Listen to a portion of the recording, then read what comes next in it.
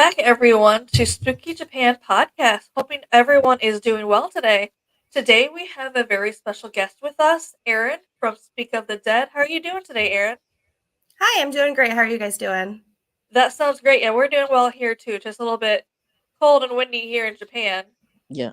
Same here. I'm in central New York, so it is 50s blowing wind. It feels like a fall day. Turn the We heater. we always get excited to have women on our show just Yeah. because we love our male friends in the paranormal, but women we understand the struggle in the paranormal a little bit more. hmm Yeah, I feel like that's across the board in a lot of things, hmm except nursing. Nursing is my trade during the day when I'm not wandering a cemetery or mm doing a ghost hunt. So the nursing field's oversaturated with women, but mm everywhere else I go, I'm the minority. Yeah. mm So we definitely understand the struggles with women in the paranormal mm and the hurdles. More hurdles we feel like you have to overcome. hmm Yeah, you definitely, I feel like you have to prove yourself more.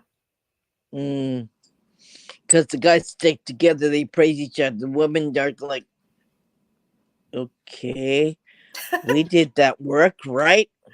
Yeah, we're Oh, Yeah, not saying not all men for anyone watching. We no. do love our male friends in the paranormal. Yeah. Like I said, it's not everyone, No. but it is still hurdle for women trying to get into the paranormal. It's more. It. I think it's harder. I think you have to jump hurdles and you have to you almost have to do the backflips in order to be in the paranormal if you're a woman. And yeah, it's absolutely. just it's almost like, well, I did that work for you. What the heck are you talking about? Yeah. Yeah, I can definitely see that being a struggle. But Yeah. I'm glad that it's come as far as it has. You know, there's so many um, all female paranormal groups now. hmm Um, so it's nice to see. And, you know, us three here today, it's nice to be yeah. surrounded by other women who love Yeah. this Yeah. kind of content.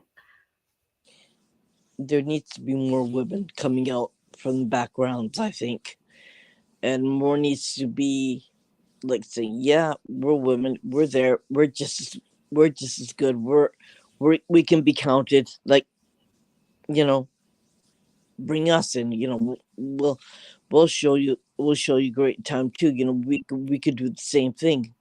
hmm But I guess it's hard. I think it's harder. We've been passed up for men all the time, so that's Mhm. why we can say we can relate to the struggles of the women. Yeah. Hey, paranormal girl power, right? Right. Yeah. Or not just paranormal, just girl power in general. Um, I would have to give all the credit to the women in my family. They're the ones that got me into all of this spooky stuff. I mean, hmm going back to my great grandmother, they're the ones that had me watching all the scary movies growing up, probably hmm at a younger age than I should have been. But um, you know, the love of ghost stories and the love of cemeteries, all that stuff, I have to give all that credit to the women of my family. So is that how your journey kind of started? As a scary stories, scary movies growing up? I think so. You know, I've always kind of thought about what led me down this path, this spooky path that I love so much. hmm Um, and it definitely was my grandmother. She always had me watching the horror movies, and she always had scary ghost stories from the hospital, like creepy things that would happen after a patient would pass away. And then I ended up following her footsteps and also becoming a nurse and seeing those same scary stories play out in real life. And she would always love going for walks in cemeteries, and now that's my side hobby. So I definitely think that. And then she also, my grandmother owned a Victorian home that was built in the 1700s that was very active paranormal wise. hmm And that's where I saw my first ghost when I was about 9 years old. So from that point on, I knew there was something more to life and beyond. So I think that really was the switch for me.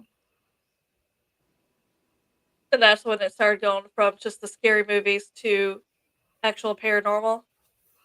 Yeah, and I didn't really do a whole lot with it growing up.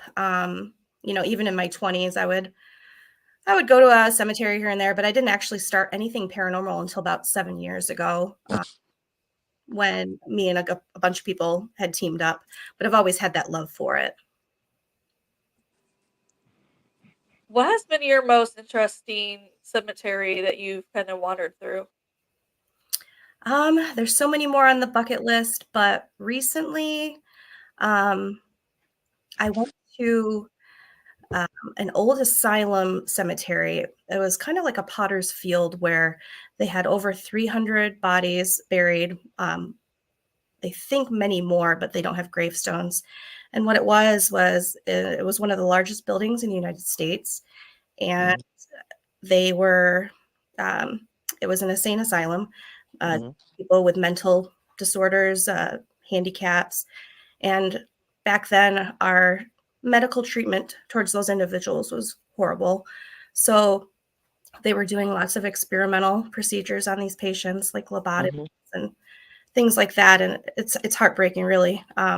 But this is where they ended up. If they didn't have family to claim the bodies, uh, mhm, they ended up in a grave without a name, sometimes just a serial number.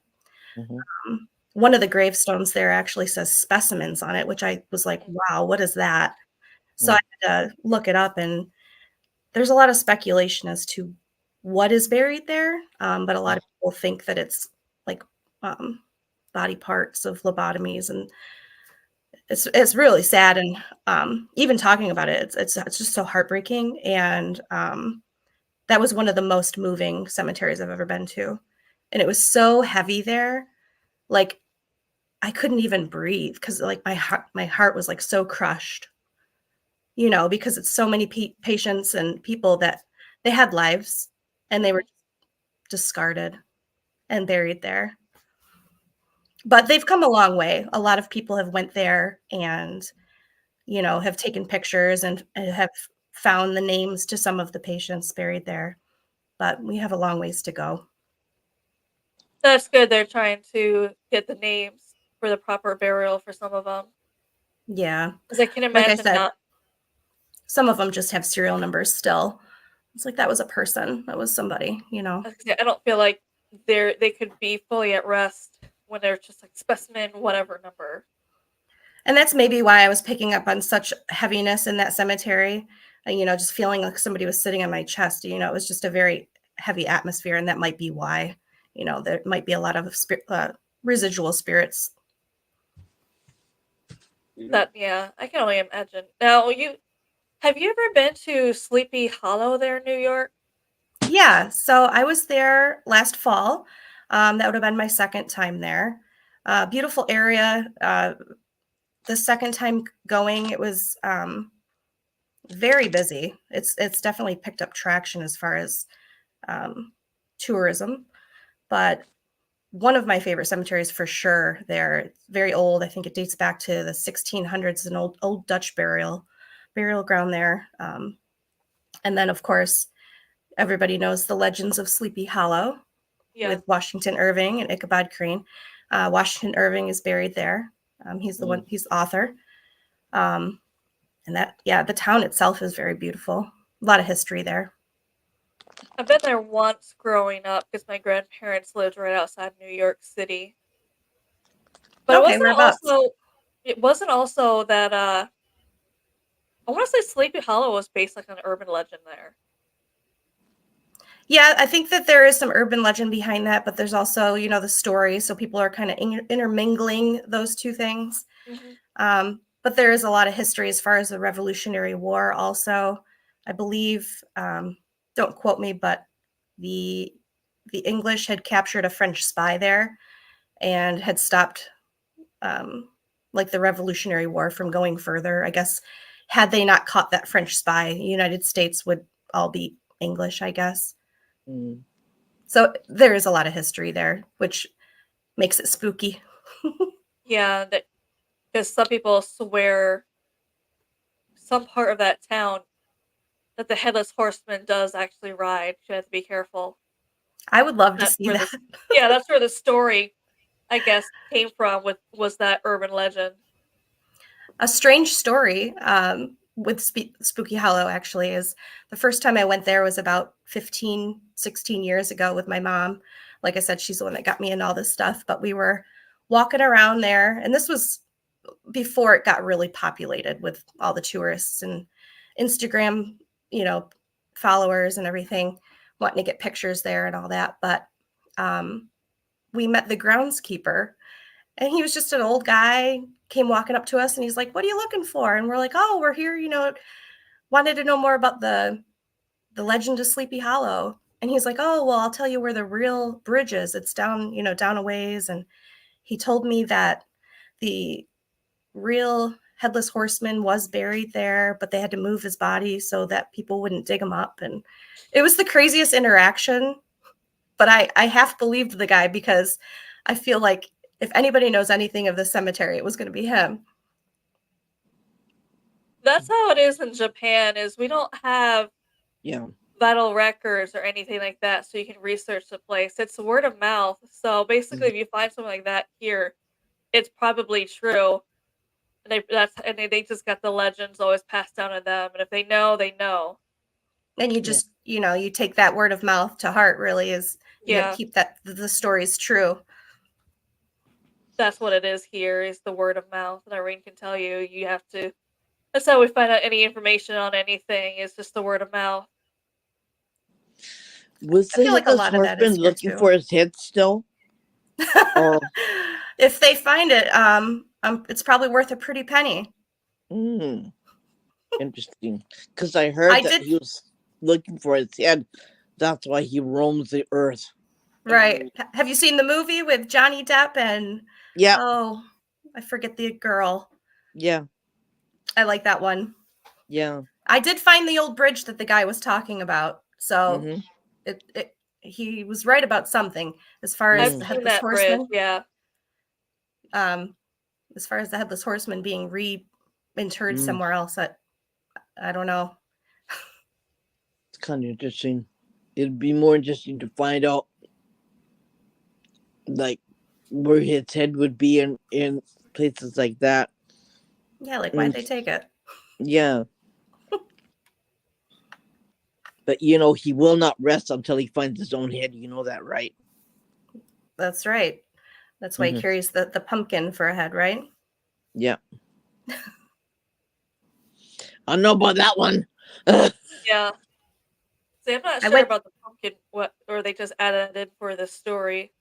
Well, now, that's like the main gimmick in Sleepy Hollow. So if you go there, everything has a headless horseman on it. Even the fire trucks and the street signs, they have big giant statues made of metal with the headless horseman. Mm. Heard it's super popular around October. Not as popular as Salem. That's another place I like to frequent, but within the last 15 years, it's gotten almost intolerable with the amount of people that are there in September Yeah. and October. I've Yeah. heard that because it used to be my bucket list to go there in October, but then last few years I've always had different friends going to Salem in October, and they were just like, "It's not worth it. You can't get in anywhere. You can't find parking anywhere. It's just even if you I do have a took my reservation to see something, you can't find parking, so you have to leave 2 hours ahead of time Mm-hmm. just to Yep. find somewhere to park to make it on time." Yeah, I took my best friend there last September. Mm-hmm. And even then, like you said, it was just almost intolerable. She was very frustrated with the parking and the driving and the traffic. But if you want to enjoy it in the fall, it's like you have to. Now, I've went there in the spring and I've went there in August, and it's beautiful, and you can still enjoy the vibe of Salem, but a lot of people go for the Halloweeny, spooky vibes of it all. Mm-hmm. Yeah, You I'd love know, to see it. I think spirits around there would get kind of like annoyed because all the people are around all the time, and it's just like, okay, time to dip out. Take a I've always rest. And kind of thought that myself, Mhm. because so many people go there dressed as witches. Mm-hmm. It's like, I always kind of thought, like, is this going to aggravate the spirits? Like, they were wrongly accused of witchcraft, and here we are parading around like witches. Mm-hmm. I don't know how I feel about that. Mm. Well, especially the ones who are accused of witchcraft Yeah. didn't actually do witchcraft. So Yeah. Mm-hmm. Yeah, they have the um, what is it? The Church of Satan, the Temple of Satan there, Mhm. and it's constantly getting um, caught on fire, and just Mm. so a lot of the Wiccans and anyone that follows anything Mhm. outside of like what the Puritans would have, they Mhm. still are harassed. So time hasn't really moved forward too much there in Salem. I think it's still a sensitive subject there, Mm-hmm. even if you're a spirit or if you're an old family member of one of the Puritans. I think it's still a real, yeah, we don't go there kind of like thing, right? Yeah. Do you have Because any you don't. areas like that there in Japan? They had witches here. They were treated just as bad, and they were also dealt with the same way, right? Except they didn't have a trial. They just said, "Okay, you're a witch," and then you know what happened, right? Right. They, yeah, and but not just that, but the children were dealt with the same way. That's so sad. Yeah, and the husband was the only one that was spared because uh they figured that it's a man, and well, men go together, right? So women were feared, I think, more than men, and the children could grow up and get revenge. So that's why the children yeah, were dealt with the same way as the and women it's were. not just witchcraft that they did that with Yeah, children, but it's just yeah. like even samurais who tried to overthrow The the shogun, yeah. you'd be dealt with that way too if you're a child. I mean, and even if you're gonna be one of the top samurai warriors, your child would be dealt with the same way too, Yeah. right? Eh, So you don't grow up to avenge your father or whoever. yeah, or in line as one of the hierarchy. If if the if the old maids didn't like you, you'd be dealt with, and yeah, stuff like that happens, right? They will unalive you if you're a child, and we don't think of it like that now, but it did happen, and yeah, it was in the most pleasant times, for sure. And if you're a child, you'd be having a hard enough time growing up because there would be disease, fevers, illnesses, and everything else like that. You'd be lucky to to live and be strong enough to survive that time, that era, right? So Right. yeah, it was just like one of those things that did happen all around the world, right? Yeah, it's So just a yeah, it was time one. in history that we try to forget, but Yeah, I don't think we could forget. I don't think yeah. nobody can forget, right? It's almost like what happened then. How could you forget, right?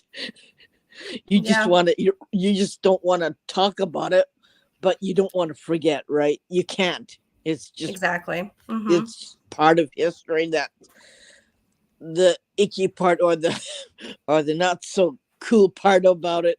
You just don't want to hear about it, I or you believe don't want to children talk. were also affected in Salem as well, Yeah, yeah. and dogs. Even dogs were Two dogs. unalived. Two What? dogs. Unalived. Like the Yeah, Yeah. because we dogs, clicked on it, really? and two dogs. He said no cats were accused, but two dogs for some reason were accused of witchcraft and actually. Yep, Oh, two black really? I dogs. didn't know They that. because they thought that the witches or those accused of witchcraft could turn into dogs or affect the dogs or something like that. Trying to remember exactly, but I'm like, really, with the dogs? Come on. People were Yeah. bad enough, but you killed the dog. Jeez. Oh, come on. Really? A dog? Yeah. I'm an animal lover, so Me too. I'm an animal lover too. It's just, yeah, you can't think of it. No, not to my pets. I know you probably hear Most mine people, in the background. I have a most black people dog. don't I'm like, realize. I have a black cat. well, interesting enough too. Speaking of witches and black cats, black dogs, but back in the day, if you were born with red hair, Mm-hmm. as a baby, they would unalive you. So I was actually Mm, born with red hair. I'm like, I don't know if I would have made it through that time, no, I think that'd be the most dangerous, right? And they didn't have hair dye. Yeah, well, they actually used to use blackberries and blueberries to put in the baby's hair Mm-hmm. to cover up the color of their hair to try to save their babies. Isn't that crazy? Mm, Clever. I'll give them Yeah. that. yeah, interesting. Interesting. Very Where has interesting. been your favorite place to investigate so far? Um, I recently just did an investigation with my paranormal team, Division 3 AM. We did an investigation at this place called the Randolph County Asylum. It was in Indiana. Mm-hmm.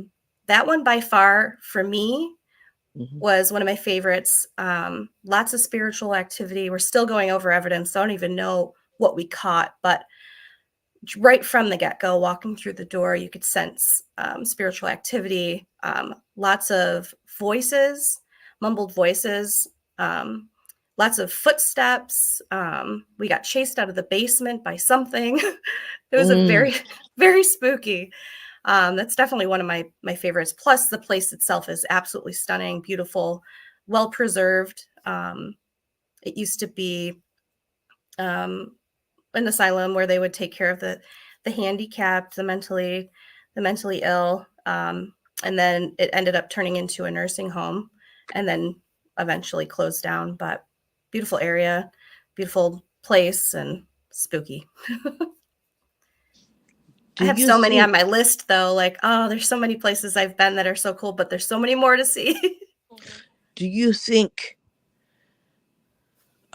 people were put into an asylum because they had abilities long I time think ago? so. I do. I do think so. I mean, if you look back at the list in the United States of the reason you could be committed to an insane asylum back in the Mm-hmm. 1800s, Mm-hmm. it's scary. I mean, Yeah. disobeying your husband, they could institutionalize you.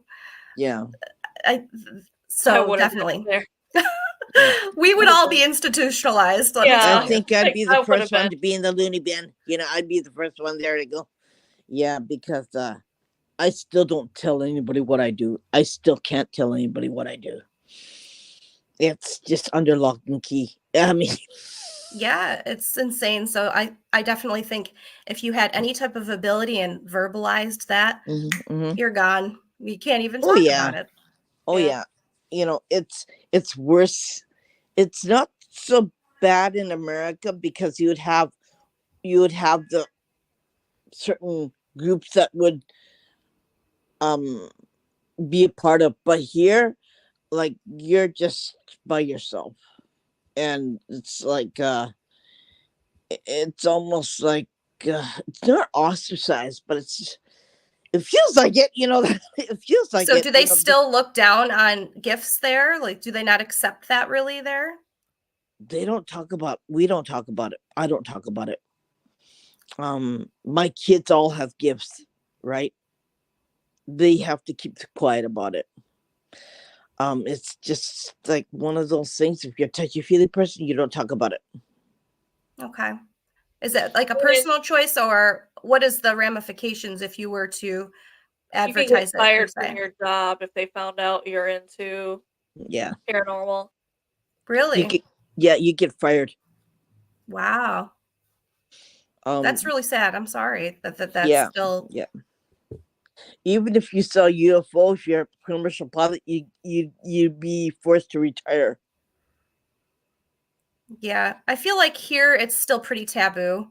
I mean, you Hmm. start talking about aliens, they're like, okay, she's crazy. But Yeah, up until recently, I mean, our government has practically admitted to UFOs and aliens are real. But the Yeah. world's gone so crazy, they're just like, let them have it. yeah.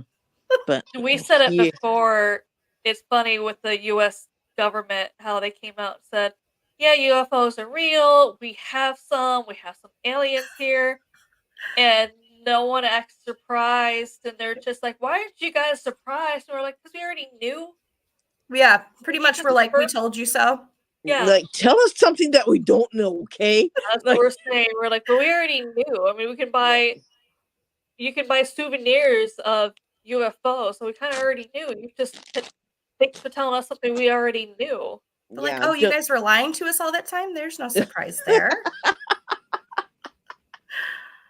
You know. I got my mini spaceship, so you can't tell me that. But Yeah, even though they said like aliens are real, practically, they practically said that, like, Yeah, you still tell somebody that doesn't believe that and they're like, okay, she's crazy. I'm like, no, they literally just said that. yeah. But the then, government announced it. Then they were yeah, mad that we were not surprised. yeah. And then wait until you find somebody who's abducted by aliens. They go, ooh, okay, yeah, don't go near that person. Yeah, seriously. Yeah, But I think, they slipped it in during a time where we were also, I don't know, I think we were just coming out of COVID or something. So yeah. the world was just crazy. And they're like, let's just slip this in and see if anybody The noticed. timing really sucks, that because I mean, as if everyone's gonna listen to you, right? Right. They're You like, know, the world's crazy enough. We don't know if yeah, we're all going to live or whatever. yeah. Let's just We're tell all them gonna aliens get are real. sick. Yeah, we're all gonna get sick. We're all gonna be hospitalized. It's like, come on, like, mm, okay, who's in charge of throwing out this information to the public, right? Yeah. Why did they decide this time to do that? Yeah, I think they're smoking too much bad stuff. Yeah, that is true. I mean, that started getting pretty legal right around the time they Yeah, decided to let everybody know aliens were real. yeah.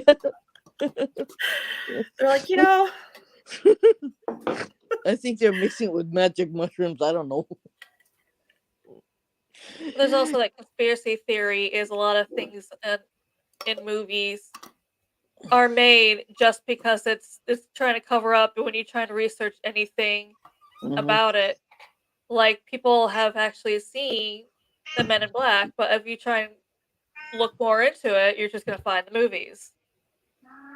oh yeah, they delete stuff quick. I definitely, I believe in all that stuff. I'm that type of person where it's like, always thank your conspiracy friend because they knew it first.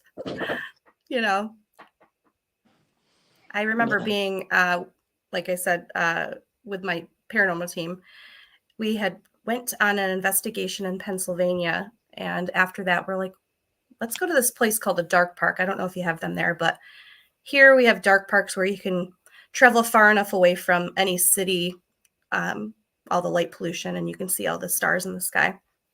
And Mm. it's supposed to feel like you're in space. You can see the Milky Way, and it's beautiful. So we drove way up to this place called Cherry Hill, I believe it was called, in the Allegheny Mountains of Pennsylvania, and we just were going to see the stars, but it happened to be overcast and cloudy, so I was kind of mad. We drove 4 hours to get up there, and so we get up there, and my brother's with me, and he has a drone, and he's like, well, I'm going to fly the drone up and see if we can get Mhm. above the clouds and see some stars. Mhm. So right as he's bringing the drone up, it probably had to be about 100 feet in the sky, this ball of light, like an orb, uh, that's all Wow. I can really describe it, comes down and Mhm. looks at his drone Mhm. and hovers in front of his drone for, a good 10 seconds. And we're like, oh my Wow. God, what is that? And then it goes back up, straight up, like super Mhm. fast. Then Mhm. it starts zigzagging, and then Mhm. it's just gone. Wow. And we caught it on camera, and it still gives me goosebumps because I'm like, what was that? Yeah. There's no explanation as to what that was other than a UFO, like unidentified flying object, right? Mm-hmm. Wow. So definitely can say I've had some experience with that. That'd be cool to even experience that right in front of your face, because you usually have to say, well, it doesn't exist, or very few people would have that experience, right? And it really doesn't happen a lot. Well, And- anybody I tell that doesn't believe in that sort of thing, they're like, oh, it was the government. They wanted to know what the drone was. I'm like, yeah, maybe, but yeah, I don't know. I'd yeah, like to just believe that it was something else. We yeah. can't use those here in No, Japan. It's illegal no. to use them in Japan because some people are just like, well, bring it to the airport. And we're like, don't bring it to the airport because you're not going to get it back. It's Mm-hmm. illegal to have. Mm-hmm. Yeah, they're in the process of banning quite a few here. They're going Mm-hmm. through lawsuits and stuff like that. I live near an airport and have a drone, so if I ever want to fly it, I have to drive like 30 miles away just to Mm, mess with the thing. I can't even power it on inside my house. mm. Yeah, They're you fun to can't have, use, though. especially if you're going over a house that could be haunted or a place. Right. Yeah, I Yeah, had but mine for unfortunately, about a day and then I crashed it and then I had to try to fix it. And I'm like, I don't know Mm. if this is worth it. I can't drive this thing. unfortunately, people have ruined it for us. Where that's why they're taking away drones is because they're invading people's privacy with them. Right. Yeah. I'm sure people would do that here if there wasn't like restrictions. I don't know what it is if you end up in like a warning zone or a restricted zone like hospitals. I'm not Yeah. sure what the fines are, what they do to you. I was going to ask you about a hospital. How have you had really cool experiences in hospitals when you were working? Um Honestly, I've become so desensitized that if stuff were happening around me, I probably don't even notice. And I know that's sad to say, but I've been a nurse since I was 18 and I'm almost 40 now. And I've had so many people pass away on me that, like I said, if things are happening, I don't even notice it because I'm so focused on like the caregiving part of it. Mm. But I did work at a hospital in Little Falls, New York, Mm-hmm. about 2 years ago. I was a Mm-hmm. travel nurse there, and that Mm-hmm. place is really old. And I would always see stuff out of the corner of my eye. So Well. I'm like, okay, there's definitely stuff here. Mm-hmm. But I never tried to talk to it or anything while I was at work because I'm like, I got enough patients ringing on me. I can't Yeah. deal with you right now. The live ones, right? Not the dead ones, right? But I would get things out of the corner of my eye. Even my patients would see stuff. They're like, who is that doctor? I'm like, there is no doctor here. I work night shift. He's gone home. Like, I work at a little hospital. I'm the only one here. And he's like, no, he was just here standing at the foot of my bed. I'm like, no, let's not go there. Yeah, we don't need to know that. Okay. But they've even said they had a nurse cat at that hospital too. I'm like, why would there be a cat here? But oh, cat. Yeah. Yeah, it's like what? Cat. Yeah.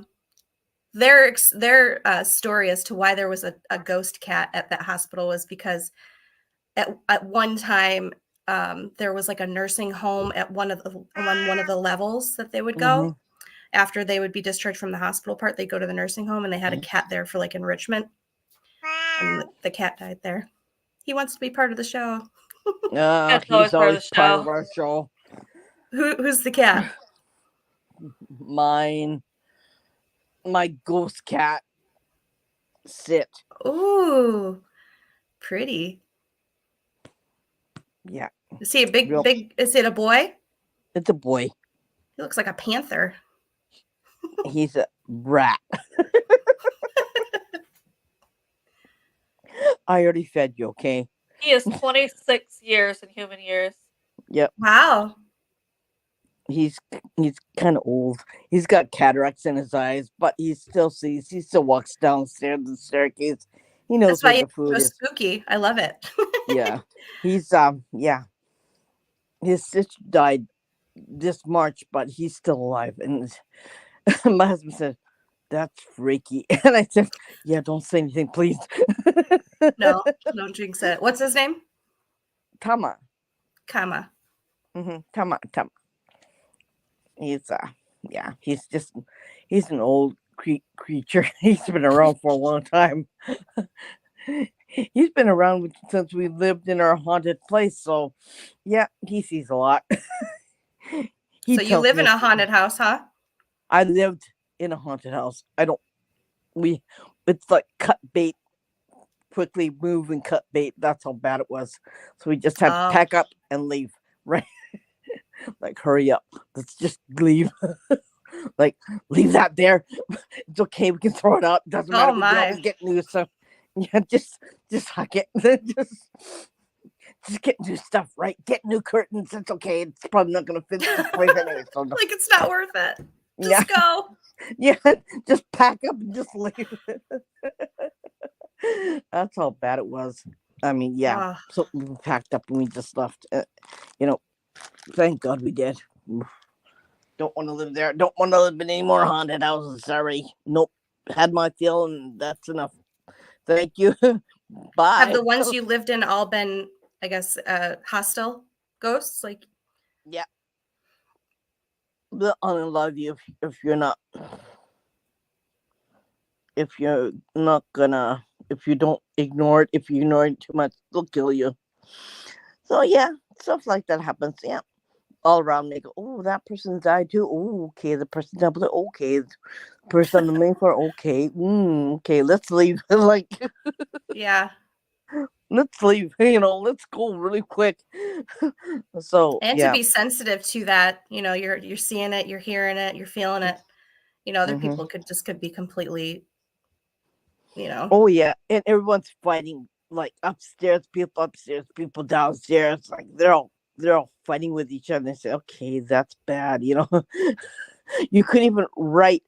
My kids used to pretend to write something on the wall, and you had to erase it with the eraser really quickly by pencil because they could see it. They could react to it. Said, you can't do that. You can't write that. oh wow. Yeah, so we had to erase everything with an eraser really quickly so they wouldn't see it and they wouldn't see it and they wouldn't say anything to it. They won't react to it. So yeah, you had to erase everything. You had to be very calm. You can't fight because it'll give it energy. You can't do anything.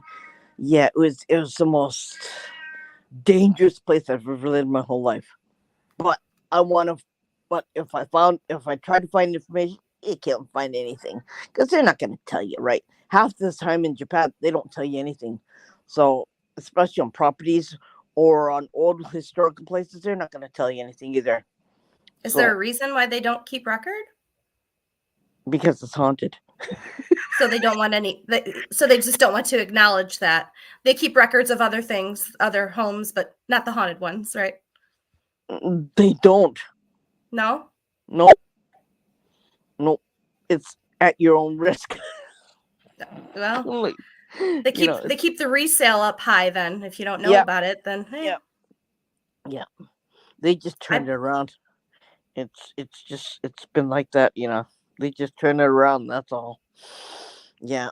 I It's mean, funny because we tell people with Japan, a lot of the culture and traditions revolve around paranormal. their ancestors and stuff like that. However, when it comes to actual haunted places of paranormal, they ignore it. Like they could see a ghost materialize right in front of them, they would just pretend it's not there. Yeah. Like, okay. Or they'll freak out. Either they freak out or they pretend it's not there. It's one or Well, the that's other. interesting because we have a lot of Native American tribes here that also Mm-hmm. are like that. Like for example, the Navajo, there's certain spirits and things that they will absolutely not even discuss. Mm-hmm. So I wonder if it's like that, like if they just don't give energy to it and they just continue to ignore it. Mm-hmm. Yeah. Maybe that's They their know it thought process. exists. They know it exists, right? You just don't try to make them angry. You don't try to do anything stupid. That's all they saying. Just be careful of what you do or how you do it, or whatever. And yeah, when you go outside, be careful when you come back in. Be careful when you eat. Be careful when you go to bed. Like everything else, like it's all related around paranormal. But you don't want to appease them, right? Right. So you'll try to be as much protecting yourself, I think, more than anything else. Yeah, I was watching one of your podcasts maybe a couple weeks ago, Mm-hmm. and I think you had been discussing like the fact of like wearing shoes inside Mm-hmm. and bringing in spirits, and also like just the dirt from outside Yeah. and things like that. I found that really interesting. Yeah. I mean, everyone's houses here are all spotless because arguing, right? Fighting. Kids, if kids started arguing, it's okay. That the kids will always be kids, okay? I mean, adults fighting, stuff that you shouldn't be doing in your home, like just having certain types of conversations are bad too. So yeah. And umbrellas in your house, nope, they stay in the front door closed and put away until you bring it out. And when you bring it out, you bring it out outside. You open it up outside and you go outside. You don't open up in your house. That's one that we do follow here. I think that's like from Irish heritage as well. On my side, we're very superstitious as far Yeah. as Yeah. walking under ladders. We don't wash our laundry on New Year's Day. We don't Yeah. do that here either. Yeah. So I wonder, where that all stems from. But It's the same yeah. thing here. You don't work on New Year's Day. You work on New Year's Eve to finish cleaning up your house and get rid of the old dirt and take a bath before New Year's. And then New Year's Eve, you sleep and you wake up and you eat like you wouldn't believe. I could start the new year out like that. That sounds good. Yeah. That part. Yeah. So here in Japan, a lot of places don't work the first 3 days of the new year. Yeah. We should start that here. We'll start a petition. We just got used to when we walk into town, you'll see signs that says won't be back open until January 4th. hmm That's in the country. In the city, everything's open on New Year's. Where Here she we is, got so used to everything being open 24/7. I mean, it was just, and a lot of places went back to that, but there's also a lot of places that after COVID, they just didn't go back to the 24-hour, which I had friends in Belgium and Germany, who thought that was just insane. Like, you have 24-hour stores? I'm like, yeah. yeah, we have 24-hour stores here in Tokyo. But some of the stores some of the eating places stay open all night, and some of them close at 11 o'clock at night. So yeah, it's just yeah, Tokyo's like all day, all night thing. Yeah. Some I would places like don't close to till go 3 sometime. a.m. Some places I don't know if don't I can close. hang till 3 a.m. anymore. Those are like my 20s. Yeah, My team but always calls me grandma because I'm always like the first person to fall asleep in an investigation, or yeah, grandma's tired. I'm like, I'm always tired. like okay, my time to go to bed. Oh, what the ghost? I go, oh yeah, they can wait. I'm like, just put a camcorder on me, and if they mess with me while I'm sleeping, you guys will get good evidence. If it's an old person, leave some chocolate. If it's a kid, leave candy and a teddy bear. We're good.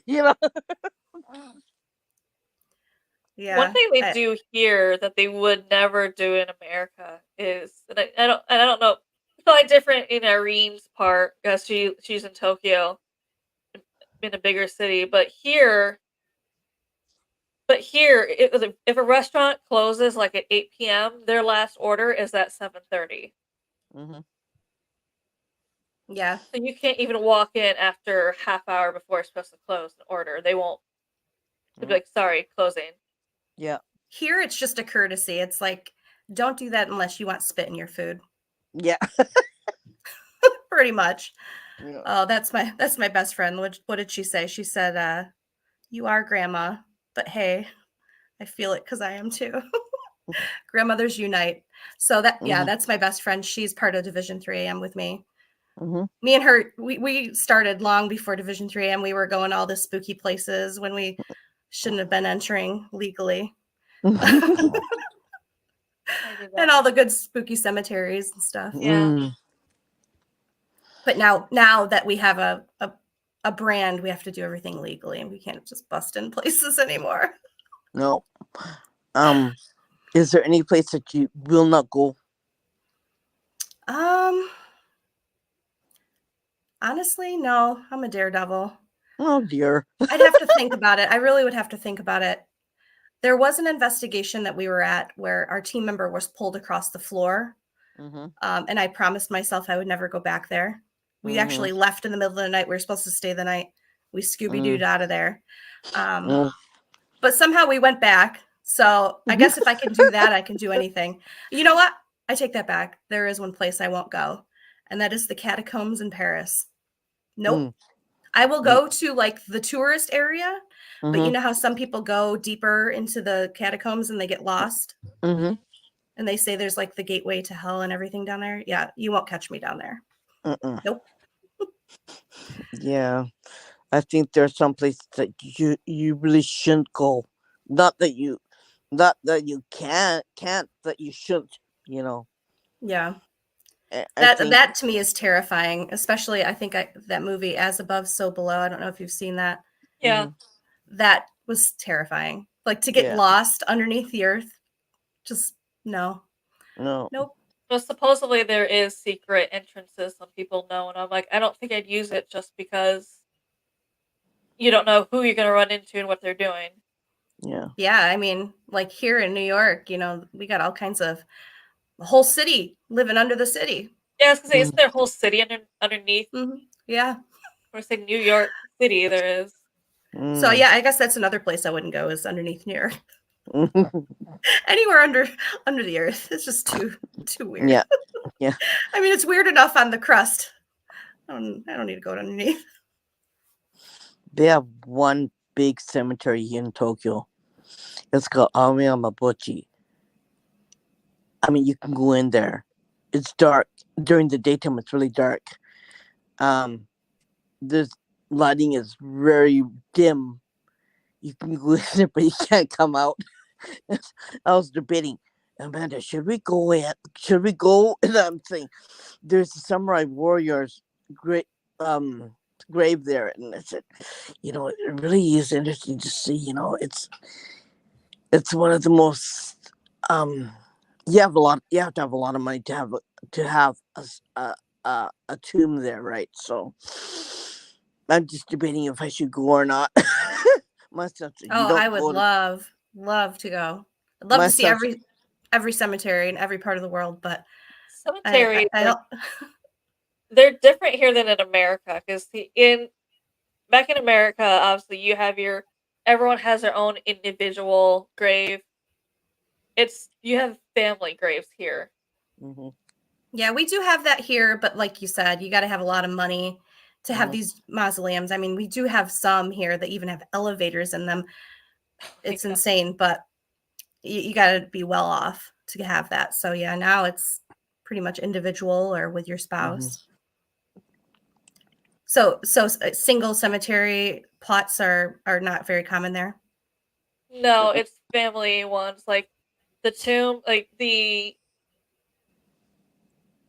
stone will say, like in the front it will say the last name. In the back it has the individual family members. And it's not bodies that are buried, they're cremated down to the bones and put into a ceramic pot and put into that stone. A marble casing. Yeah. And so is that pretty common then across the board? Is cremation there? Yeah, it's the law. Is it? Mm-hmm. Including pets, because land is so scarce and so expensive. Right. unless you go to this one place, this Buddhist temple. It's very old. Um, it deals with the samurai families only. You have to have um a notification or even a paper saying that your family's this and it's a part of the samurai family. Then you can have a plot there, and they're buried, but they're buried in a big, huge clay pot, right? Like a Hmm. human-sized clay pot, and they're sitting in there. The body would be sitting in a clay pot, and it'd be buried underneath the earth. That's the only place that has that. I mean, That's interesting. it's kind of old. It's creepy. It's freaky. Like I can go in there because my mother's Buddhist. They have different Buddhist clans. Okay, so um the ones that she belongs to, I can go there and I can enter it, and we can take a tour around there. And they do have afternoon tours, but it's locked up at nighttime. You can't get in there at night for certain reasons. You know why? Yeah. Yeah. It's just no. And a lot of places are like that because you can go during the day, but at 7 o'clock or even at 9 o'clock, they'll lock it up and you can't get in there because it's so. Depending on how haunted it is 7 o'clock is the latest you can get in there. 6:30, as a matter of fact, 5 6:30 they're closed. You can't get in Yeah. there. It's Many of ours just close at dusk here, but mainly because of vandalism.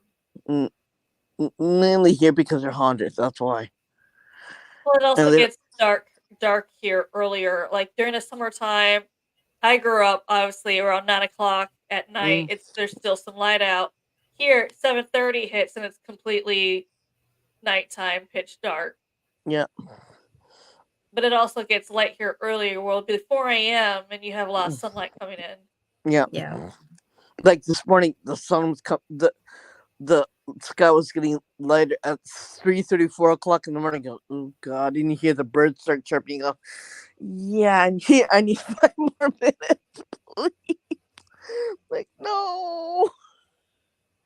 Yeah, I always thought, different cultures and different countries, how they deal with death and dying and the burial practice and beyond is just so interesting. Here in America, they've really made it into just a big money making scheme. Mm-hmm. Yeah, Um, everything is. yeah, so it's just so expensive. But now people are starting to revert back to natural burial here, Mm-hmm. which I kind of like. I kind of like that myself. But yeah, there's no embalming, there's no Mm-hmm. coffin. You're just in a shroud and Mm-hmm. you get buried into natural earth.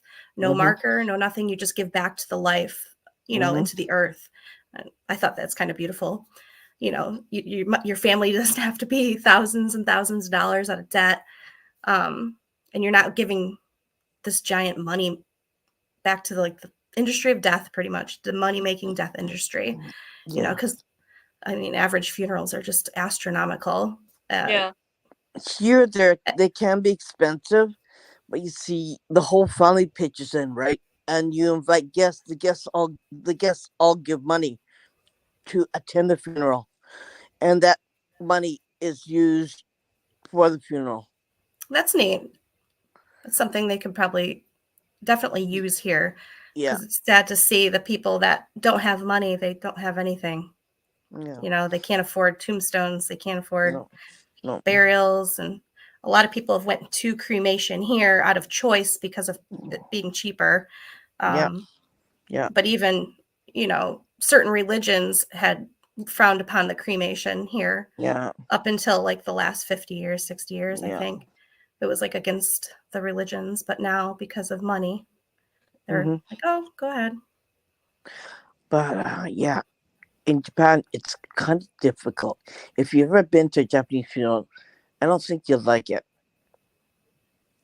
Meh, I have to come and see for myself. But as a tourist, I guess maybe it's nicer. Yeah. Mm. You have to show up at the cremation. You have to show up and watch the body being cremated. Oh, they make you do all that? Yep. Oh, I see. Okay. Well, And afterwards, everyone goes and have lunch. Okay, a Buddhist lunch, no meat, just vegetables and stuff like that, and fish or vegetables. And then after lunch, you you leave the area. You go down to this other room, and they have all the cremated bones. And then you use these really long chopsticks, right? And you pick up the bone, and the other person, the other family member, will pick up the bone, and you put it together in the pot. So yeah, it's like it's this is my face. Like, yeah. I mean that's their ritual. that's the But yeah, culture, though, right? I mean, yeah, yeah. You Stopping can for do that blood. with the pets too. You watch your pet being cremated. see, And like, can I afterwards, not? Like, no. no, yeah, Is there a reason that they make you watch? Is it like a part of like the healing process, like the acceptance? no, Like, is there a reason? because you don't want somebody to exchange bodies. You want to make sure that that is your family member or that is your pet. You have to witness it because it's your animal. Okay. I don't. I usually turn around and walk around and walk away and sit down on the chair and say, okay, I'm done. You know, like I'll be there for the bone part, but during that area, nope. And they chant Buddhist prayers when they do that. And during the and I'm saying, okay, yeah, I can't do this. I'm gonna sit down. Like I'm like I'm doing this right. I'm oh, I don't feel good. Oh, I'm turning green, and they say, are you okay? I go, and they said, okay, you can go and sit down over there. You don't look so hot. And I go, I don't, I don't. You know, I just, yeah. Every time I can't do this. I said, I can't do this. I can't do this. I can't do this. And I tell my husband, I tell my kids, I'm sorry, I can't do this. I have to go and sit down. So I go and sit down. And my other son says, are you okay? And I go, no. I said, no. I said, no, Now, I what don't." about children? Do they have to be present also? Yeah, Hmm. the whole I wonder family. how. I have an 8-year-old. I wonder how he would handle No. something like that. Oh, I had nightmares for 3 days straight. For 1 week straight afterwards, I couldn't deal with it mentally. It was the first time when I had to witness that, and I said, I don't feel so good. Yeah. The whole family goes together. The immediate family too. You don't bring friends, but only the immediate family does that. Amanda, have you been part of that before? No, I don't think I could. Yeah. There's no Tough. way I could watch someone get cremated. Yeah. It's It's really tough and difficult. different than, I mean, open caskets back in America, I think are bad enough when you try to Mm, say goodbye, but then to actually have to watch them get cremated is yeah. Yeah. It's the most difficult thing to watch, I think. And I don't have the stomach to do that. I can't do that. I still can't do it even to this day, No, I've been living here for such a long time now. It's just like, no, not doing this. You're like, no, okay, not doing this. I think I have to go and sit down because I'm feeling like, like and I turn green and orange and all the colors of the rainbow. It's I can't do this. I can't handle it. I can't deal with this. And my So is husband says, this like a thing where they sit you all down in a room and you have to watch type deal, or you all gather around? gather around, stand up, watching it. Okay. But me, I just turn around and I sit down. I leave the room and I go and sit down because I'm there for the beginning, but then before the process happens, I'm barely in. I'm leaving the room. Everyone goes, "What's the matter with her?" Like everyone's like, "What's the matter with her?" Like, and then they all said, "Oh, she can't handle it." I go, "Okay." So they go, "Okay," I don't want to be rude because if you, you can sound rude, if you leave the room, right? So I don't want to be rude. I'm sorry. I'm not doing this. I'm not doing this. And I have I to give leave the you all room. the credit in the world. I do. I just nope, not do this. Can't handle it. Even with my cat, I couldn't handle it, right? Oh I yeah, said, no. but afterwards when we see the bones, I can handle that part because that part don't bother me. Okay, there's nothing there. It's just a bunch of bones. Okay, that's okay. That's good. That's not bad. But yeah, I mean, before, after is okay, but not before. No, sorry, but before you have to. They give you a whole bunch of flowers, right? And you lay the flowers inside the casket. It's usually a wooden box because it's easier to burn. It's not one of Mhm. these really expensive thingamajiggers caskets, right? It's just a wooden box that they have, and you can lay. And they give you a whole bunch of certain flowers, like chrysanthemums and stuff like that. And the stems are all cut off, but just the flower part. And you put all the flowers inside the casket, Okay. and then the lid is closed, and and every family member drives the nail on top of the casket, and then you're led into a different room, and yeah, It's you quite know an interesting practice for sure. I love learning about it's those it's different cultures and Buddhist. practices. It's a Buddhist practice, right? Like the So fact to have every family member involved, like you said, driving the coffin nails. And yeah, I feel in a way it would help with some type of like grieving and closure, it um, is because in a way. yeah, you're there, and then you everybody is allowed to carry a whole bunch of flowers and put it in the coffin, and yeah, and say goodbye for the very last time. It's a Yeah, private thing. It's a private thing between your families. It's a private thing, and yeah, it's a very important ritual to bring closure because you could say goodbye for the very last time, right. and Yeah. A lot of it's times, families don't even have that here. yeah, because they just have a church service and that's it, right? Mhm. And they go to the plot and that's it. They can't say goodbye for the very last time, right? Yeah, I mean, sometimes, as far as you know, the cause of what had happened, you can't Mm-hmm. have that open casket, so you Yeah, can't visualize. yeah, So people live in denial, like, well, I never saw him. Maybe he's still alive. Maybe they had the wrong person, stuff like that. So yeah. with your culture, that really is that final goodbye, that closure. You have a wake that's 24 hours after death, so that's why there's no transplants here from We dead we used to people. have that. We don't really Yeah, do that much anymore. yeah. Um, Oh, Back in the day, like in the Victorian times here, we would have a parlor room or mm-hmm. that used to be called the death room or the receiving room, but that's where your loved one would be for up to Mm, 48 hours. yeah. And people would take pictures, postmortem pictures were a big thing back then here. Mm-hmm. Everyone would get pictures with your loved one. They'd prop you up and everything. Um, and that went away, like I said, when we kind of changed to the money making death industry. But that's actually See, where the term living room came from, was yeah, after all that, they yeah, decided to start bringing life back to the home. And so yeah. it went from the parlor room or the death room to the living Mm, room, which I thought was kind of interesting. I kind of always wondered eh, where that came from. yeah. You wonder where did that term come from, right? Like even Yeah. here, they call living room living.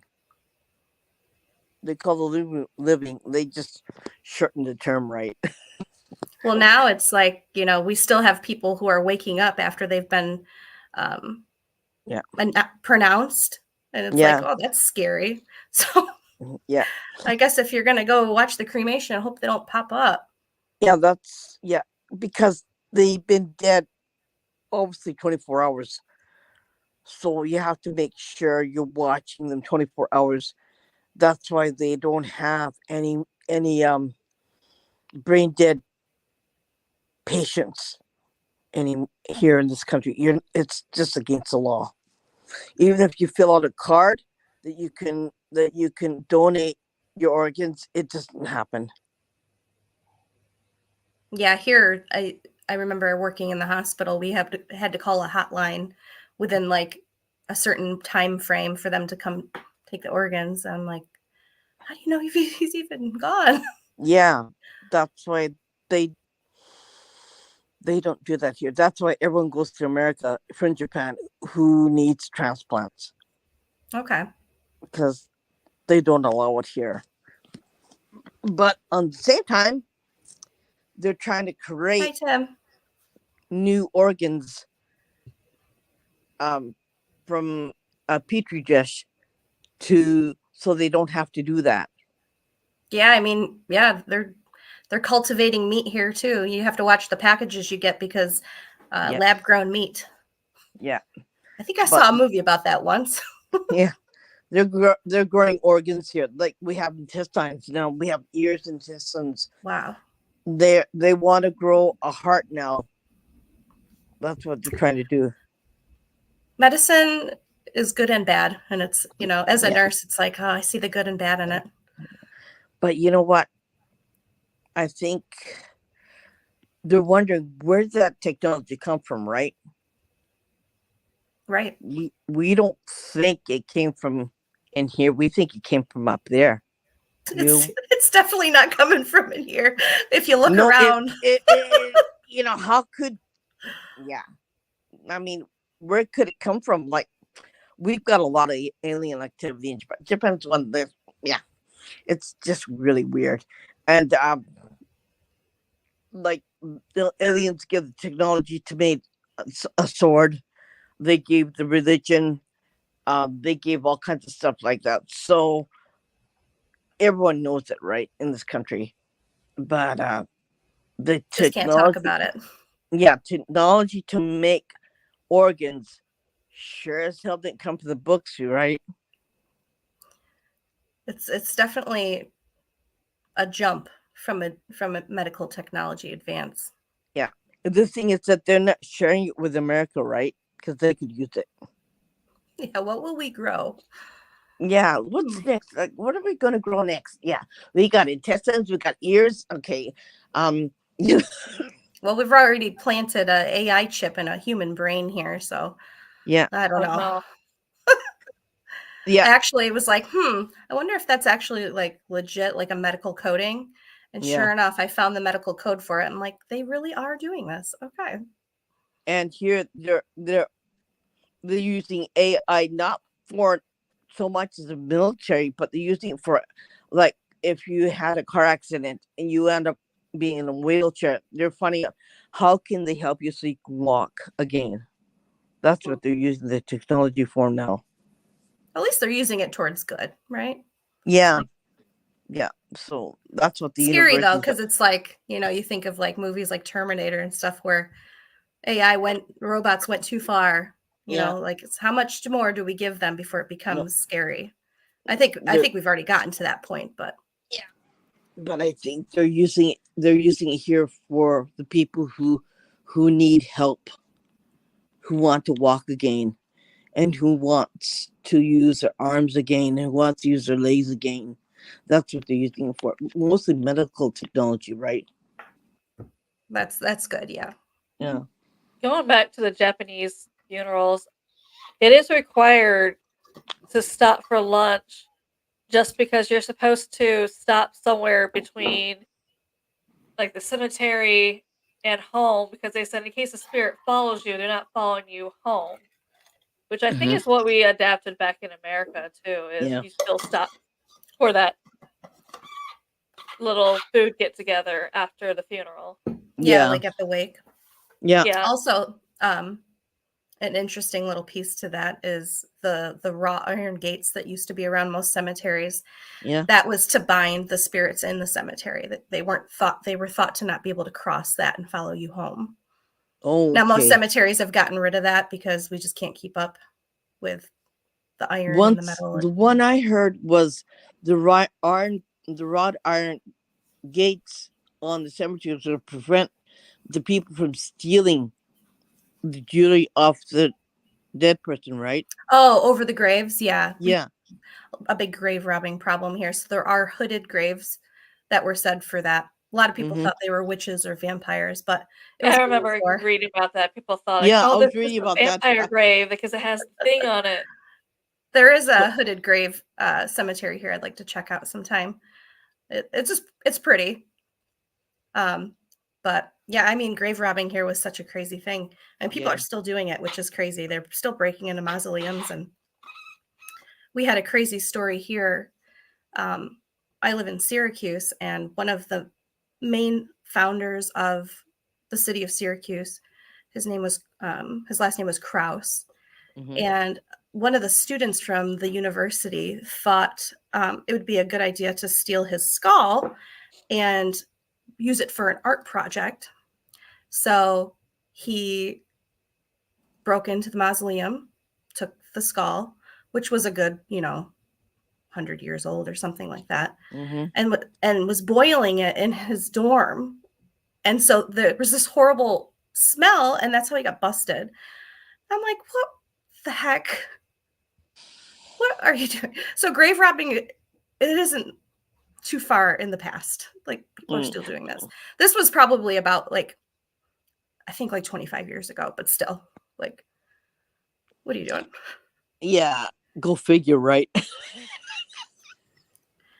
No, Irene, aren't Like, they also supposed to, before you enter after a funeral, your house, supposed to still cleanse yourself Yeah. before entering the house? When you go to a funeral, they give you a bag. A bag has usually socks or a towel, and it has a package of salt. You're not supposed to go in the house without cleansing yourself. So you open up the package of salt, you put it on your hands, you do one here on your legs, one on your legs, and one above your head. Everyone has to do that before they go in the house because you don't want the spirits to take you next. which is it's crazy to me that they do follow such extreme spiritual rituals, but Mm-hmm. yet you're not allowed to talk about like the paranormal. No, Right. and Those It's 20 like they years. know it's there. yeah, Like they then we should be able recognize to. that it's there. They just don't. They prevention, I think it's called, to prevent stuff happening to you or your family member. I think that's what they're called. I think that's a better way that you could use the words is preventing, like Yeah. anointing yourself before you go in your house, right? Yeah, Everyone and does. and we still do that here, especially during paranormal investigations. Yeah. Depending on the different religions that each team member follows, Mm-hmm. we protect ourselves in different ways, and a lot of times No. we'll smudge and things afterwards because we don't want those Mm-hmm. going home with us. No. There used And to be an old practice here. It's not practice mm-hmm. anymore, but it was way back in Edo period in Japan where they used to actually do two funerals.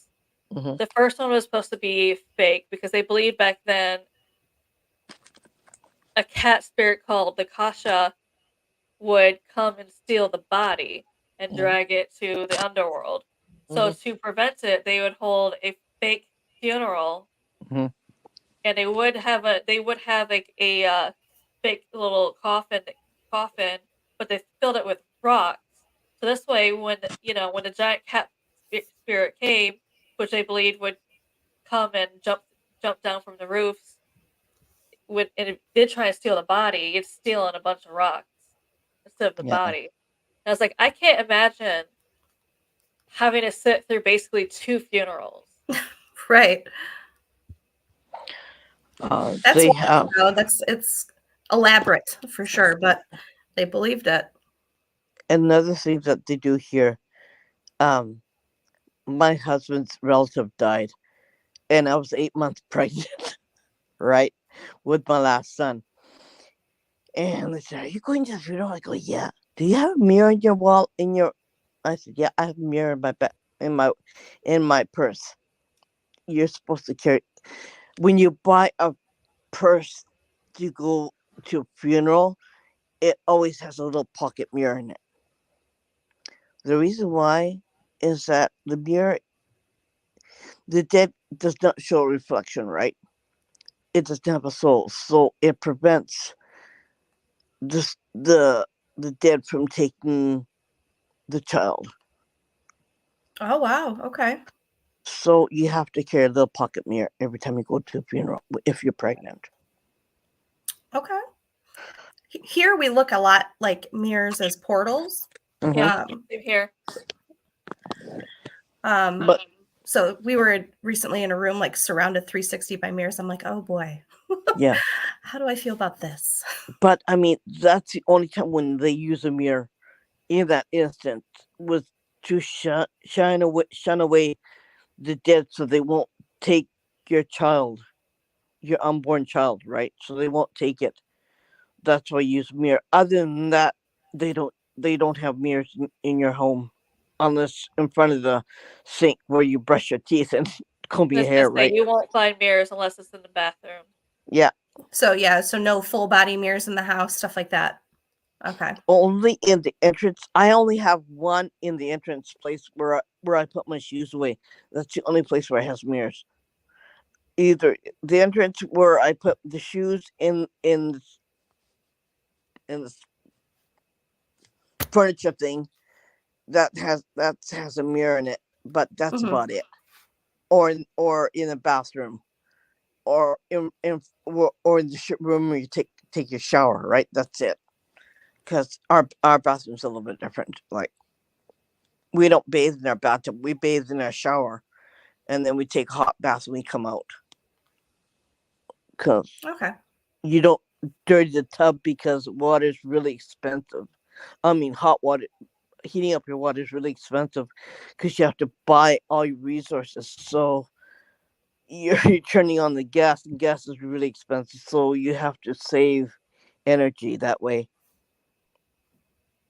And one bathtub water can be used by the whole family. And you empty it out, you put new one in, and then yeah, you use that That for the used to whole. be customary here. The old don't throw the baby out with the bathwater. Yeah, because bath water, it's not so much the water; it's the energy it costs to heat it up. You know, but We're you can heading heat. that direction here again. Yeah, Everything's becoming so expensive. We might have you to can, you can, follow you that. can, you can heat up the water anytime you want, morning, afternoon, evening, whatever time you want. If you come home late, like 3 o'clock in the morning, you can heat up the bathtub water and take a hot bath before you go to bed. Yeah, Mm-hmm. it's just like that in this country. Um, yeah, it's really convenient for especially if you come home late and turning on the gas is really quiet and just disturb the neighbors either. So, yeah, it's just something that we have. It's just really weird. It's not normal. If you a lot of times say, okay, but the bathtub is really deep, right? Like I can hold. Ooh, the water comes up to here, and you can just sit there and soak all day and all night. If you want to. It's a little bit different here in this country. Um, Yeah, I it's didn't know about the mirrors. That was yeah, interesting. yeah. The mirrors are only you carry a mirror only if you're pregnant, but otherwise in your home you have to be very careful. So you don't have a mirror in your living room. You don't have a mirror anywhere else, right? They just don't advise it to happen, especially if you live in an old haunted country, right? There's a lot of battles that went on. There's a lot of not so good subjects that happened, right? Things that you don't want to talk about happened. So you don't want to waken the dead. You don't want to speak with the dead. No, you don't speak to them. You don't waken them either. You don't make them angry either. Mm-hmm. Like, okay, let's be very quiet. But we do have the Day of the Dead here Okay. in Amanda's place where she lives. It's August the 25th. In Tokyo, it's my birthday, July 16th. We practice Day of the Dead. So what does that entail? It you make I wonder if you've been to an Asian market, Asian grocery store, you eat the sweet red bean paste. Okay, yeah. Yeah, you have sticky rice and you coat it with the red sweet bean paste and you feed that to the dead. So you You leave it clean at yeah, the graves? yeah, you clean the graves at midnight. I don't know why midnight. I don't know why anyone want to go at midnight. I wouldn't want to go. I'm sorry, but I wouldn't want to go at midnight. That's like I go during the afternoon. I'll do it in the afternoon, not at midnight. No thanks. Yeah, I mean you carry these paper lanterns with a candle in it, right? It's Mm-hmm. called chochin, and it's a stick. And it's got a paper lantern. It's got a, uh, uh, um a small candle in it. And you walk to the gravesite, right? You have this you have these buckets of waters that are available at the cemetery. And they have a place where you can draw water. So you fill the bucket of water. You have this big, huge, long spoon, or it looks like a ladle, right? And then you pour water over the headstone, and you clean it. You use brushes, and you clean the headstone. And you burn incense, and you bring food for the dead. And then sometimes you can eat it too. You eat with your loved ones at the gravesite, and you come home.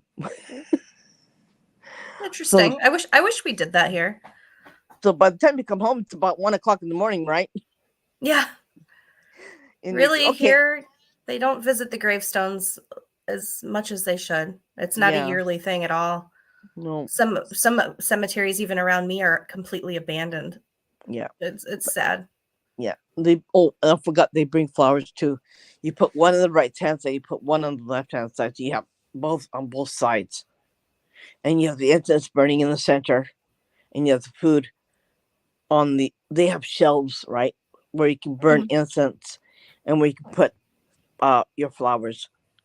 They're all provided with the headstone and a place where you can put the food down for them. So you've partaken that before, Hmm. My mother's Amanda? family, I have not not, her. no. No, No. I have, but she hasn't. It's just a creepy ritual that you do. What is it called? Obon, Okay. Obon. Interesting. I'll have to read more about that. Yeah, and they do dancing in the streets. They have celebrations in the street. They have a lot of folklore dancing and play flutes and drums and stuff like that in the summertime. It's the most hottest time of the year, like boiling hot, but they do that. It's to appease the dead. Well, I guess if you're stuck in a cemetery, you want people to come visit you, right? Yeah, If you feel like that's where they're stuck. and you do it once in March, like it's like Easter. Okay, it's like our Easter, Mm-hmm. and they do it once in March and they do it once in July or August, depending on where you live. If you live in the city like Tokyo, it's July.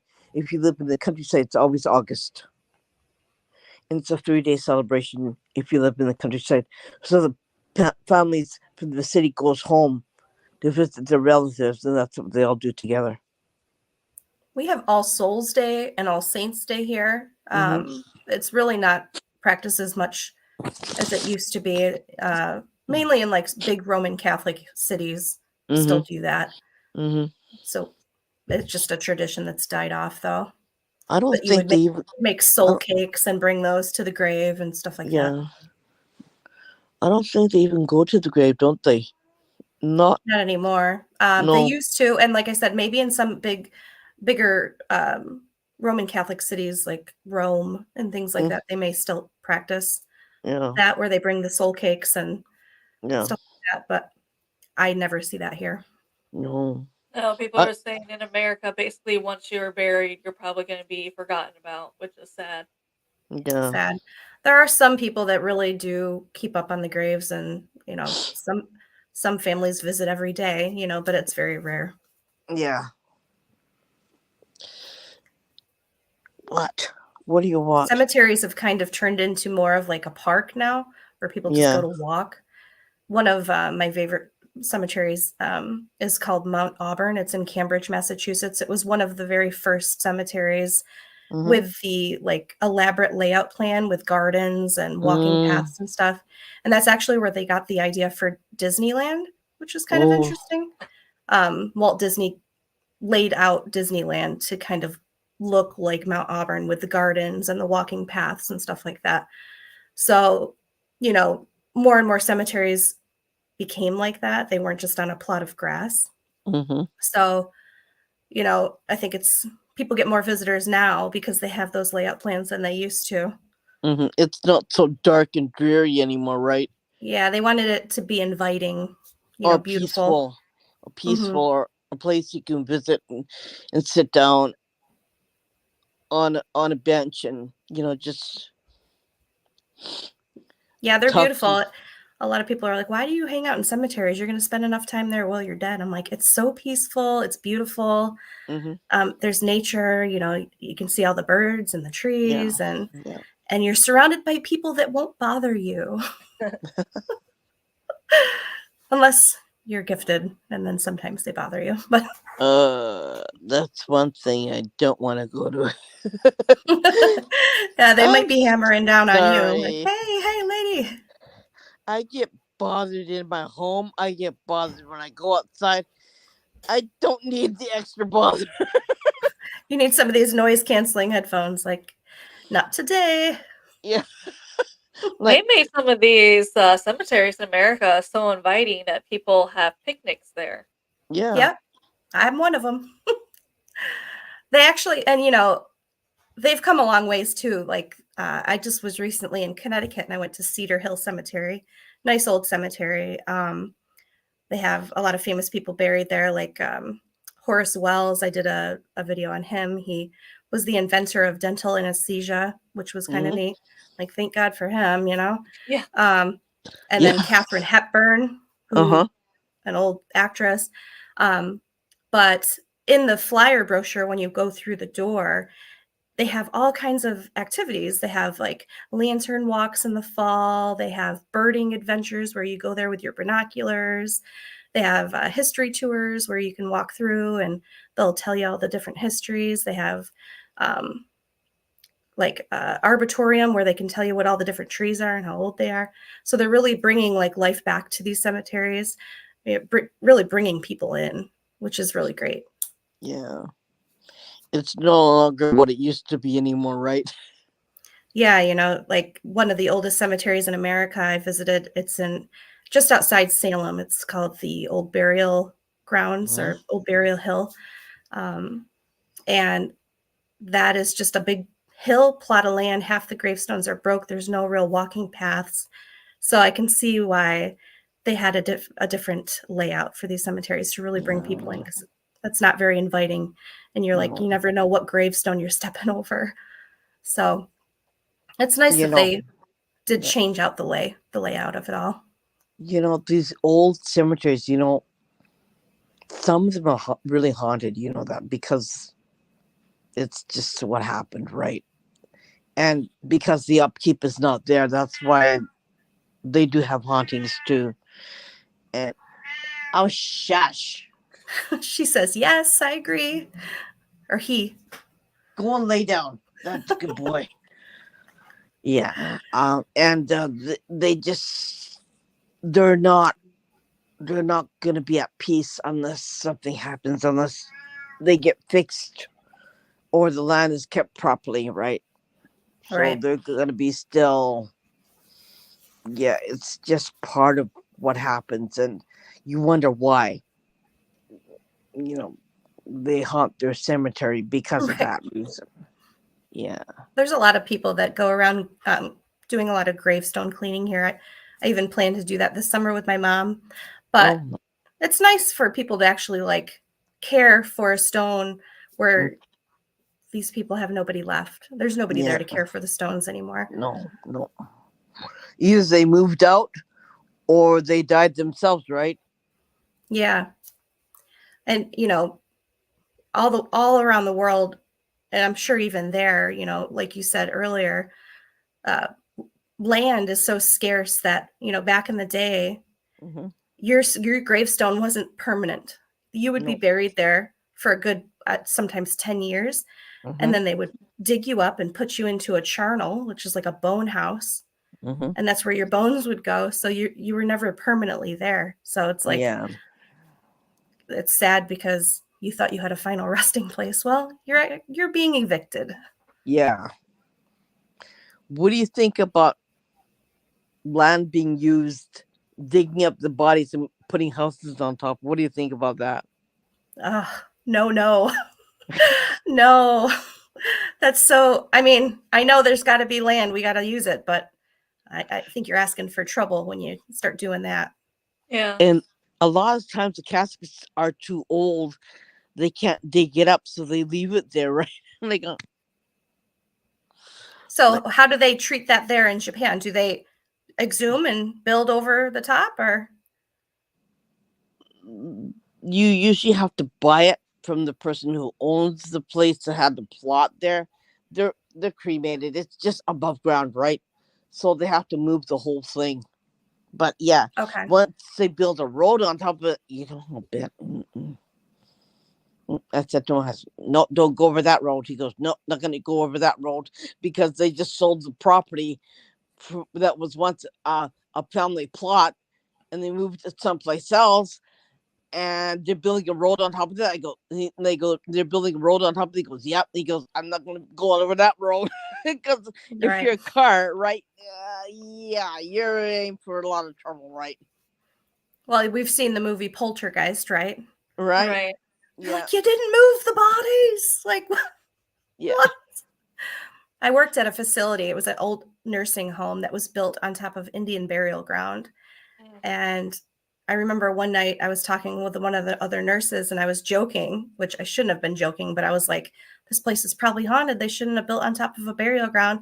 And not even like a half an hour later, my ponytail got pulled. I'm like, oh, yep, make remorse with these people. Like, Yeah. say your penance. Yeah.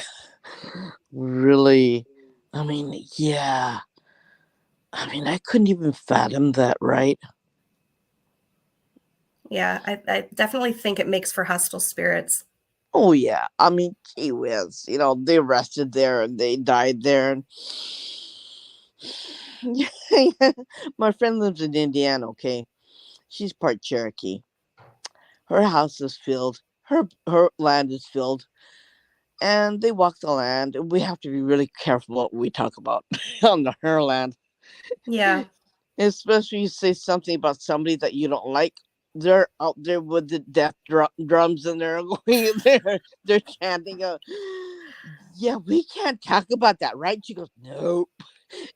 And she goes in her house. It's just as bad in her house because they're all over her walls. And they go, and you see all, like, one day they're really busy. The orbs would just be all over the place in her house. I go, okay, we can't talk about that either. She goes, no, wait a second, let me go to work and we'll talk about that there. I go, okay, we have to be careful. We're putting conversations pieces. And yeah, it's just yeah, it's something that, but she knows that they're there, and we work with them. It's like, you can't get rid of them, so you gotta work with them. I go, yeah, we Yeah. work right. with them. Yeah. Yeah. So, and she has health problems. She has diabetes and everything else like that. So she hasn't been to a doctor yet since then, since we asked them to help her and help her heal and help her get better. So she's been really good. She's been doing really good now, and her sugar has been really good too. So yeah, it works. Can't get rid of work with them. So Yeah. we work. So we worked with them. I asked them to heal her and to make her better. And she had a paranormal hangover that night. She goes, I gotta go to bed. I go, okay, go to bed. See ya. Yeah, the She woke. paranormal hangover is real. Yeah. Yeah, that's the So one thing we said is if you're not a paranormal investigator, you wouldn't know what we're talking about when we say it's yeah. the hangover is real. When you feel hungover the next day, but you didn't drink any alcohol. Yeah. Hmm. And Yeah. she slept for good 5 hours, right? She woke up and she said, "You know what? I feel better." I go, "Oh, that's good. Did it work?" And she goes, "Yeah, it did." I go, "Yeah, but yeah, I mean, can't get rid of him, work with him, you know." So yeah, it's just one of those places where you have to be really careful what you talk about, right? Especially where Right. you were, right? Especially where you were when the burial ground on top of that, yeah. Yeah, the area that I live in, New York, we still have quite a few active Native American territories, and um, the whole surrounding area was at one point. So lots of haunted area here. And like you said, Yeah, you just have to be careful where you go, what you talk about when you're there, be yeah. respectful. Hmm. Um, yeah. What is that? I can't remember the name of it. Maybe you do. There is an abandoned amusement park on the East Coast. Lake Shawnee. Yeah, That's in Lake West Shawnee. Virginia, I think. Is that the one you're thinking of? Yeah, I think it's somewhere over there. So when that was open, they closed because after a while there's a lot of mysterious deaths there. And then Right. after a while, they found evidence that it was an Indian burial ground at one point. Yeah, so would love to go there sometime. I was watching some TV shows about it, about the mysterious deaths and the history. One of our teammates actually in Division 3 is related to the owners, a family of some sort. So hopefully one day we'll be able to get to go there. But yeah, I remember hearing about like a little girl that was like killed on the swings. Hmm. This is crazy. So Makes people angry still afraid. spirits, And the they boy have no who drowned, remorse. in the water, I think it was a man-made lake, right? I believe so. Yeah. And he died in the water. He drowned in the water. Yeah, I'll have to be very careful if I go there. Yeah, you can't. That's sad, but that could have probably have been prevented because the parents left the kid there and then came back later that evening. Yeah, who does that? And then, yeah, and then they realized they couldn't find this kid, and then finally, when they found the body, Mm. it's because no one was keeping an eye on him. They just dropped him off for him to go Mhm. swimming in it, and they're like, okay, we'll come back later when it's closing time, come get you. And that's when they realized they couldn't find him. Yeah. Mm-mm, After no, close, can't do everyone that. else left. They're just like, wait, where's our son? And that's Yeah. when they started finally looking for the body, and they finally Mhm. found it in the water. And I'm like, that could have been prevented if you didn't just drop your kid off. Right. Yeah, I think there is some other abandoned amusement parks around here. Not Mhm. really familiar. They're always so spooky. I'd like to go in, but half of them are like Yeah. restricted. But that one, Lake Shawnee, does allow paranormal investigations. They do. You can rent it. You can either take a tour there or rent it for the night. 'Cause I looked into it. I wanted to do it, but it's at least you're gonna be there for at least 24 hours, which isn't bad. But I'm just like, okay, who wants to go with me, and who's pretty decent at camping? Because you're outside the whole time. Got to Yeah. bring yourself a nice little RV. Yeah, Yeah. Hey, grandma's I don't know if me. I want to I go always there in got a to think tent. ahead where I'm going to sleep.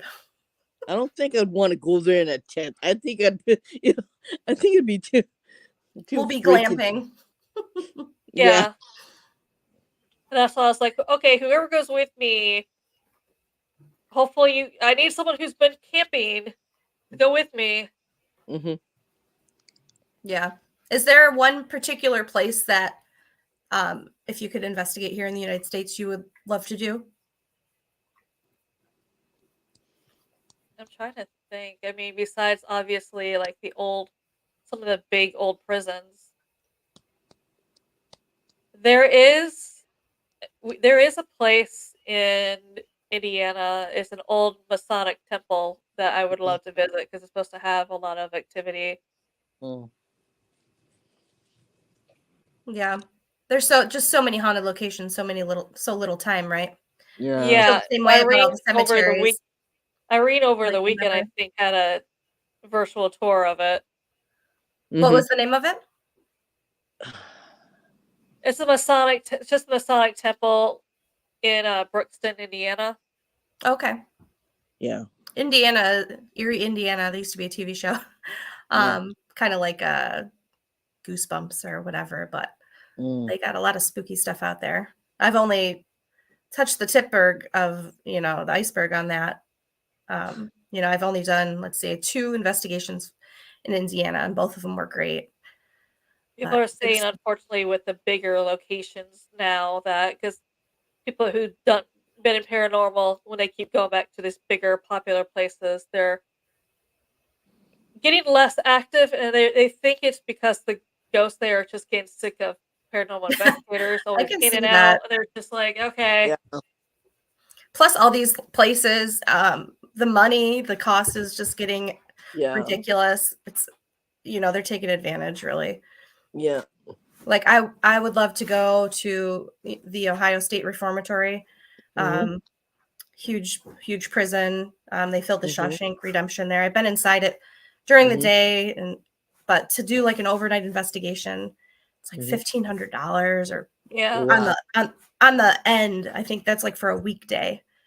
Like that's pricey, but it is huge. Like I'll give them that. It is a big location. Yeah. But most of us paranormal investigators aren't making money. Most of us anyway. Unless you're getting big. So it's all out of pocket, and this is, this is on the side. Gasoline money, you have to have your gasoline money, you have to have your lodging, right? You have to pay for food, right? So it's not cheap to go investigating. Yeah. Sometimes it's worth it though. You're like, there goes my rent money. Yeah. I would say you need also at least 2 days. So when you're done, obviously like at 3 a.m. or whatever time the cutoff is, you can go straight back to the hotel and get back to your room and sleep until throughout the next afternoon, because you're probably going to have that paranormal hangover and not want to wake up be gone by 10, 11 a.m. Yeah. I was a crazy person, so I just did the Randolph County Asylum back May 5th. So I drove there, stayed the night at an Airbnb. Then the next day we did the investigation from 6 p.m. to 10 a.m. I slept about an hour, and then I drove back to New York, which was a 10-hour drive. I'm like an hour of sleep, like a lunatic. I'm like, I don't know how I did that. But I'm like, we'll not do that again. I'm like, I will fly next time. Yeah. But yeah, the paranormal hangover was real after that for sure. But yeah, that's the cost we pay to squeeze it all in this short life that we have. If you want to see it all. Yeah. But the same thing with like the cemeteries. There's so many cemeteries. Like, which ones am I going to see? Like, so many good ones. I'm dying to see the one in Louisiana with the Voodoo Queen in it. Yeah, that's on my list for sure. Amanda, where did you live in the United States at one point? Yeah, I grew up in Michigan. I lived in Montana for a few years, and I was like a year and a half, 2 years in the Phoenix, Arizona area, and then to North Carolina for about 10 years. So you are a bit of a gypsy? Yeah, pretty much. And Eryn, what about you? I lived in Canada, and I worked in a haunted hotel. Ooh. Yeah, in the Rocky Mountains. Oh. It's called Is that the one where The Shining is based off of? No. Banff Springs Hotel. Okay. It's a really old hotel. If you have a chance. Is that near Lake Louise? Yeah. It's really I've always wanted to go there. The beautiful lake. In the town, I know exactly where you're talking about. It's in the village of Banff, Alberta. And it's in the Rocky Mountains. It's a little bit outside of the village, but yeah, it's on a particular hill. Behind it is the Bull Falls, so you have your energy from the falls. It's just you got the elevator man. You got the lady who died on her wedding day because her wedding dress got fire from the candles on the floor when she was walking down the dining room. And they have stairs behind there. You can walk. You can ask for permission to go in the dining room, go up the staircase. They don't use it anymore. It's really creepy.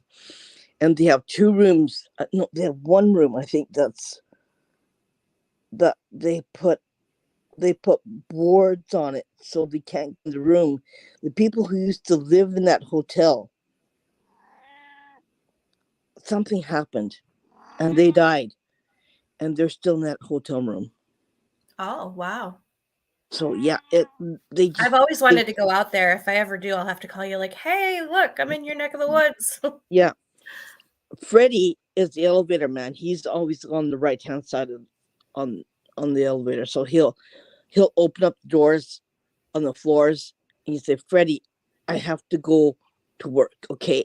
You can't open up the door. Like, come on. I really have to go to work. 3 o'clock I have to be at work. And I'm at work from 3 o'clock to 11 o'clock at night. And yeah, crazy stuff happens, right? And yeah, and he'll say, I gotta go to work. Come on, come on, come on. And he'll say, and he'll close the door and he'll bring you back down. I used to work in the basement, and the basement was all the beautiful clothing stores, right, and all the gift shops, and you get the power goes off, you get freaky stuff happening, and it's just like one of those. Right up And my then, alley. yeah, and if you talk to housekeeping, it's the older part of the hotel is really bad.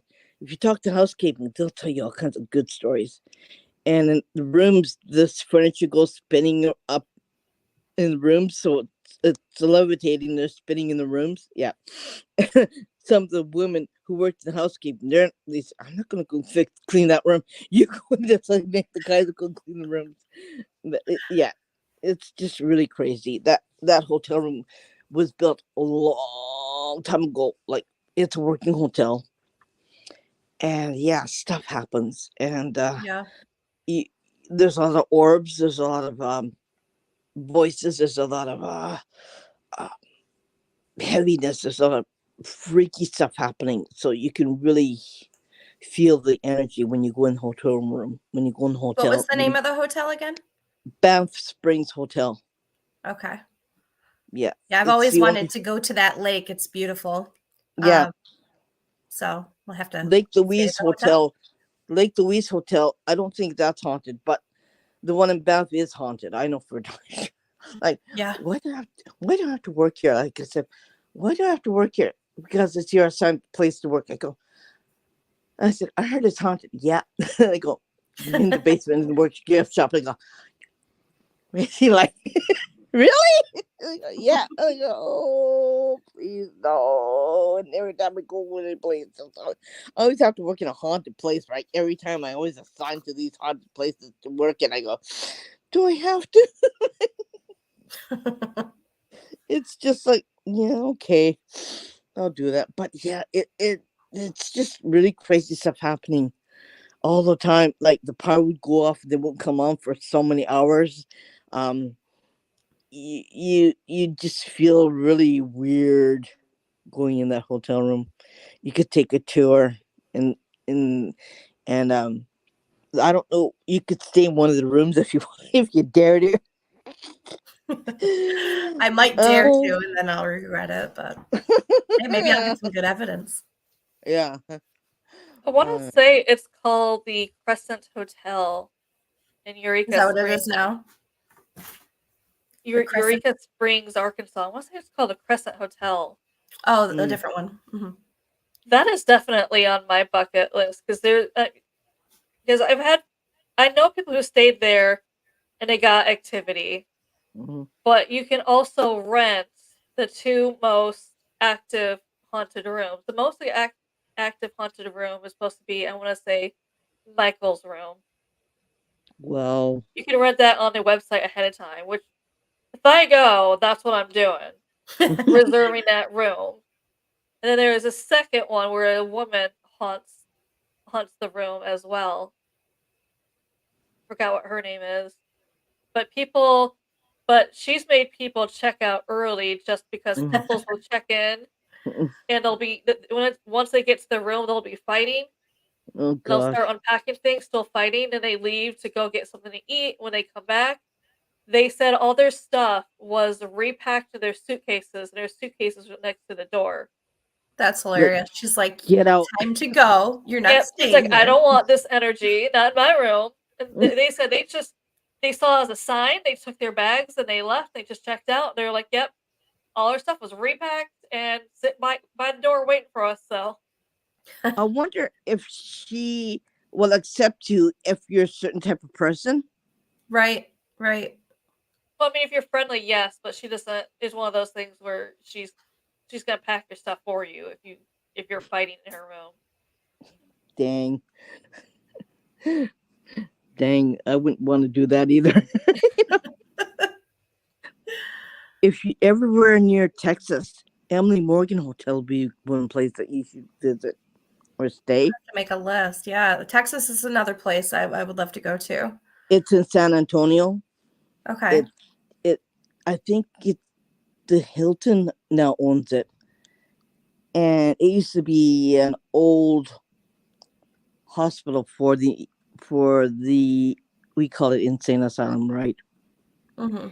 Yeah, and it's pretty bad there. It's pretty haunted there. It's Seems like that's the going rate is all these asylums. They're full of spirits. But and they turned it into a hotel. Would you believe it? great idea. Yeah, If you want ghosts. God, like what gives them? I don't know. Yeah, I mean, Like, can I get a discount on my room? Why? Was there anything wrong? Well, I didn't know I was going to be sharing it with 3 other ghosts. Yeah, excuse me. Like, yeah, and where the pool is a morgue,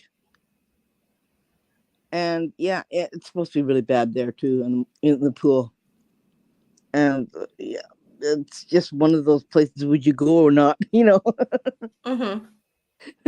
Would you Yes. dare to go? I haven't learned my lesson quite yet. No. Yeah, that's I don't like to go places that have like demonic energies, but you never know Mhm. what you're going to get going Yeah. in. Yeah. And, it's like you don't get to pick and choose. But I No, try not no. to Yeah. intentionally go where there's demonic energy or evil energies. Most of the time I just try to go to But the nice ghosts. good and bad goes together, right? So it's entwined, right? So Yeah, you never know who you're talking to. It could be a little kid, and then you find out it's demonic. it's not, because it could be a shapeshifter, it could be whatever, right? Mm-hmm. So yeah, it's just full of either or. Like you get a buffet of whatever, right? Buffet. Yeah. A buffet of booze. Buffet of Uncle John, buffet of Auntie Helen. Yeah. Okay. I'm sorry. I didn't say that. I'm sorry. Okay, they're telling me don't do that. Oh boy. I have a portal right here where I do my sessions with the dead. They come in and they say, "You can't say that," and I go, "Okay, I'm sorry. Okay, I won't do that anymore." Hey, we're just having a little fun. Yeah. I mean, gee whiz. I mean, this line of, I call it a job for my and the stick. I call it a job. It's so darn dark, right?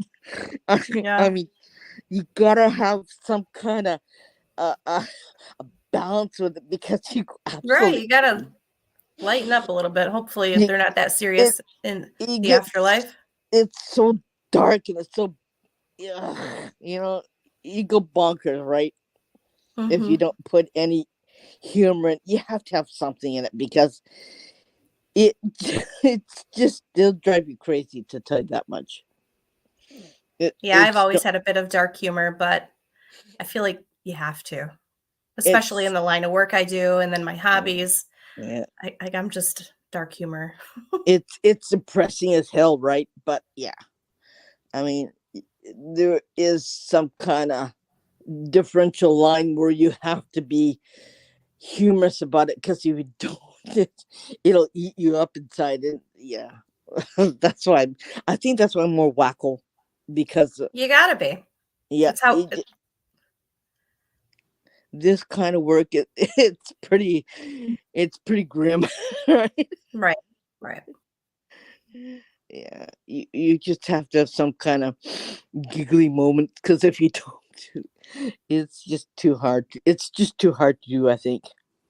Yeah. And me seeing everything and hearing everything through my ears, and it's just like, okay, I need a coffee break. Like, Mm-hmm. I think that's why I'm taking a vacation. I think after Amanda comes back, I'm going on vacation. I think, yeah, we need time off, because it's just, it just gets too crazy. Like, I'll do maybe one or two investigations a month, where I do going to home. I see what I can see. I cross over the spirits what I can cross over. If it's a nasty one, I kick them out of the house. And I'll do maybe I'll do one or two a month, because I can't do any more than that. Right? It's just too much. It Mm-hmm. just gets too hard. And then we got this podcast, so I'm doing that behind of it. Right? So it's a lot of work. Right? Yeah. Yeah, It we just, don't really do as many investigations because we're in different states now. yeah. We formed when we were in Ohio, and now I live in New York, so that's kind of why I started my own little side thing, just to Mhm. keep myself busy. Yeah. And with the cemeteries, it's not as Yeah. energy drawing. I don't Yeah. lose so much Yeah. of my mind and soul with that. Yeah. Really, it's rejuvenating, Yeah. honestly, but I can understand It's where yours it's it, is. it's just, it's heavy, what Hmm. it is. And yeah, you have to keep a level head, and you have to keep a level mind when you do it. And when you finish it, like, you could be 6 hours into it, right? And you Hmm. don't come out of it till another 6 hours and go, okay, I'm done. That's why it's Sometimes good to find that little side hobby that you like that yeah, you can kind of yeah. balance it all with. That's Yeah. what I make protection bracelets as a side hobby, because I'm just too like, sometimes I'll tell my kids, can you make separate, because I can't do it tonight. Yeah, yeah. I'll I'll be have to just get one of those from you since I go to all these places. okay. Yeah, I'll reach out to you. we'll talk after the show. Probably we'll do that, and I'll show you Sure. what I got. Okay. Yeah, it, you need something behind it, right? So yeah. Hmm. She was gonna make a website for it, but the issue is websites like Etsy. People are now trying to scam people, and Etsy's not very. They're not really for the people who, who are advertising or Yeah. selling stuff Yeah. on Etsy. Like basically, if someone claims, "Oh, I didn't get this," Right. Yeah. Etsy sides with them, and you just took they took the money from you, refunded them. Yeah. Yeah. I have an Etsy shop. I've had it since 2012. I reconstruct band shirts. It's just like a Mm, little thing I do. hmm. So yeah, I take like a big boxy t-shirt and I make it into like a feminine shirt, like a tank top or a dress or whatever. But Oh, that yeah, sounds cool. Yeah, I've dealt with that though. It's like, customers will say they don't get it and then you're out $50 and then they still get the item. And it's like, well, what about me? I'm not like this big company. Now I'm out Yeah. money. And Yeah. people just yeah, don't. That's also. I'm waiting for DoorDash and Uber Eats to shut down for the same reason. yeah, my brother does that. And I can't believe how many scams people pull. Oh It's yeah. crazy. Like they'll order like a certain person will order a huge like $70 dinner Hmm. and then they'll go pick it up and they'll just pretend like they're a Door Dasher and Hmm. then they have their food because they know what's waiting for them. And then they'll say they never got it and they get their money back. So they got a $70 dinner Hmm. and their money back. I'm Yeah. like, come on, guys. Like, this is not sustainable. That's what happened at McDonald's here in Japan. They had a DoorDash company that did the delivery service, right? And apparently nobody got their food, and so they had to cut the service, and they had to redo everything, so they can do re- DoorDash again. So McDonald's does deliver in Japan, right? Hmm. But In they Tokyo, also do, yes, not here. yeah, There's they have, nothing here like that. yeah, but Amanda, they, where are you? In Nagasaki, which is like the southern part of the island, yeah, Okay.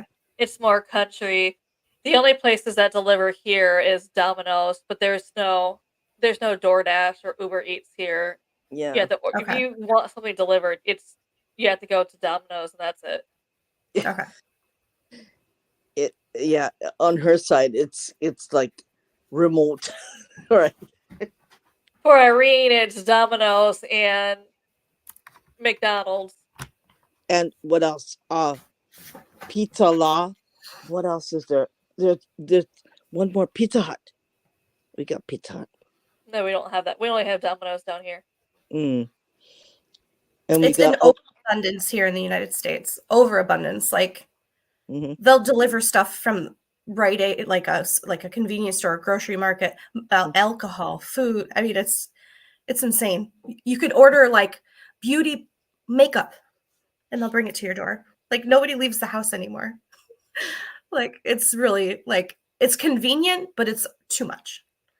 Like Mm. people don't leave the house anymore. Well, I don't leave the house.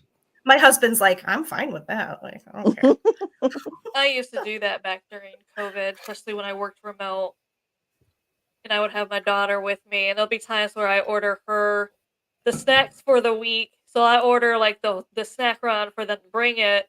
And one time and sometimes they get the orders mixed up, Mm.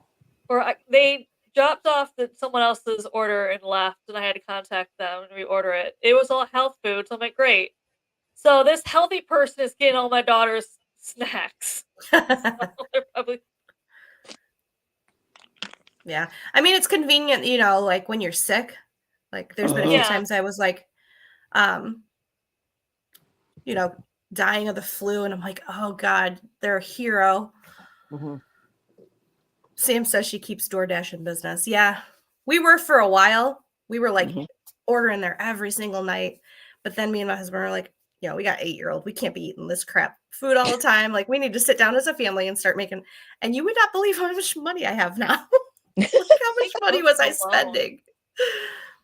Like I that think company must be making buku dollars, like a lot of money. Well, people like Mhm. Post Malone. I think Post Malone. I forgot how much it was. I think Post Malone broke the record on how much spent on DoorDash.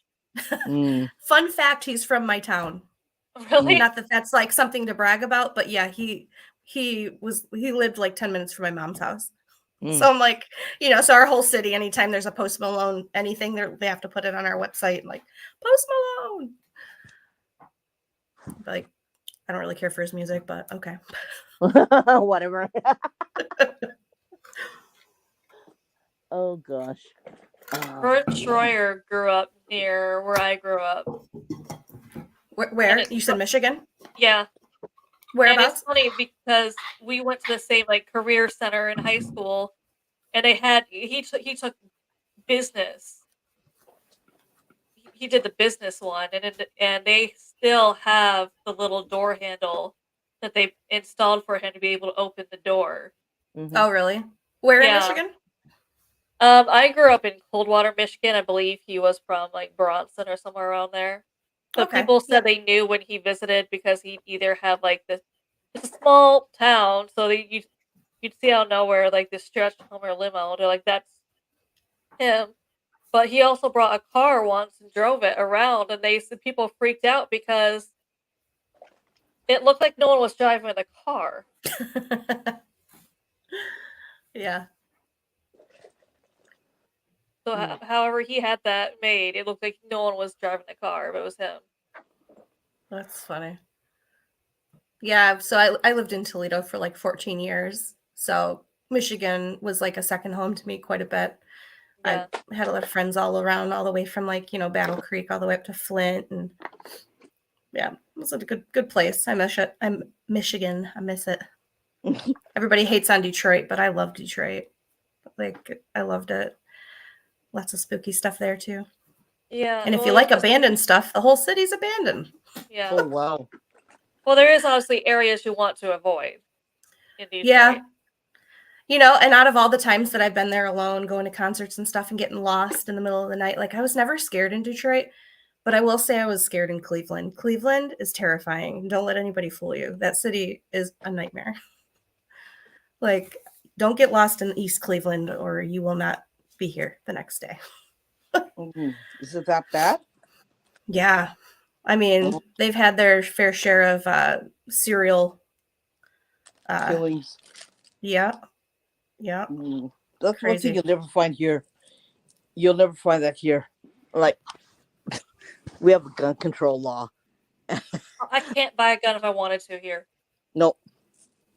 They're getting pretty strict here, but America is the #1 place where serial killers are made. So Yeah. I don't know, something in our food or something. We just want to go out and Kill get everybody. Like, you know what we should do today? Go get a bunch of people, put them in our basement. Like, why? God. No, I don't know. Like, I forget what the #2 was, but America is definitely #1. We have like That was the UK top. or something like that. I could be wrong. I remember reading about it. You're probably They right. say fun fact. They say fun fact. You probably in America have probably crossed. You probably have at least passed on the street 7 serial killers in your life. Oh yeah, I used to trick or treat at a guy's house, and come to find out he was one. Oh Like, gosh. oh, that's great. That's gee. that's good. I I'm knew glad I wasn't someone- his type, I guess. I knew someone who their neighbor was on the Unsolved Mysteries. Like, that's awkward. Yeah. Oh, They're watching dear. Unsolved Mysteries. It was a new episode then. Mhm. And it was, they saw him, they're like, wait a minute, is that? So they report it to the local line, and it turns out it was him. Oh, I've always no. waited for that to happen, but I swear, like, every Unsolved Mysteries case that I see was like from 1980. Nothing new.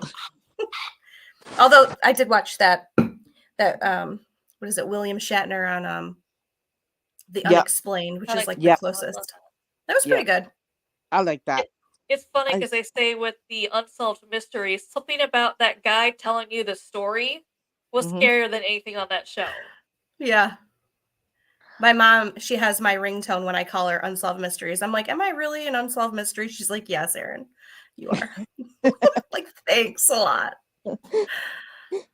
But yeah, that theme song is like forever haunting. Oh, I don't know why.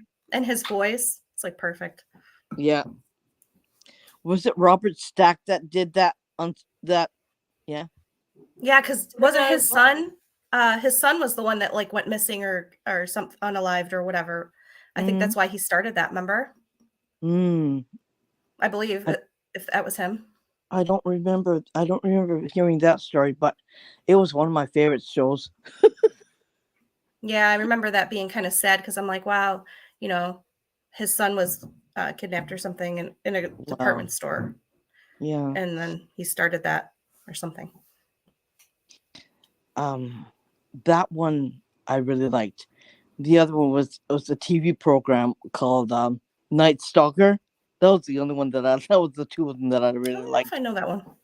Yeah, it's gotta be from the 70s. It was like one of them. We have Twilight Zone. You know that one, right? Yeah. Yeah.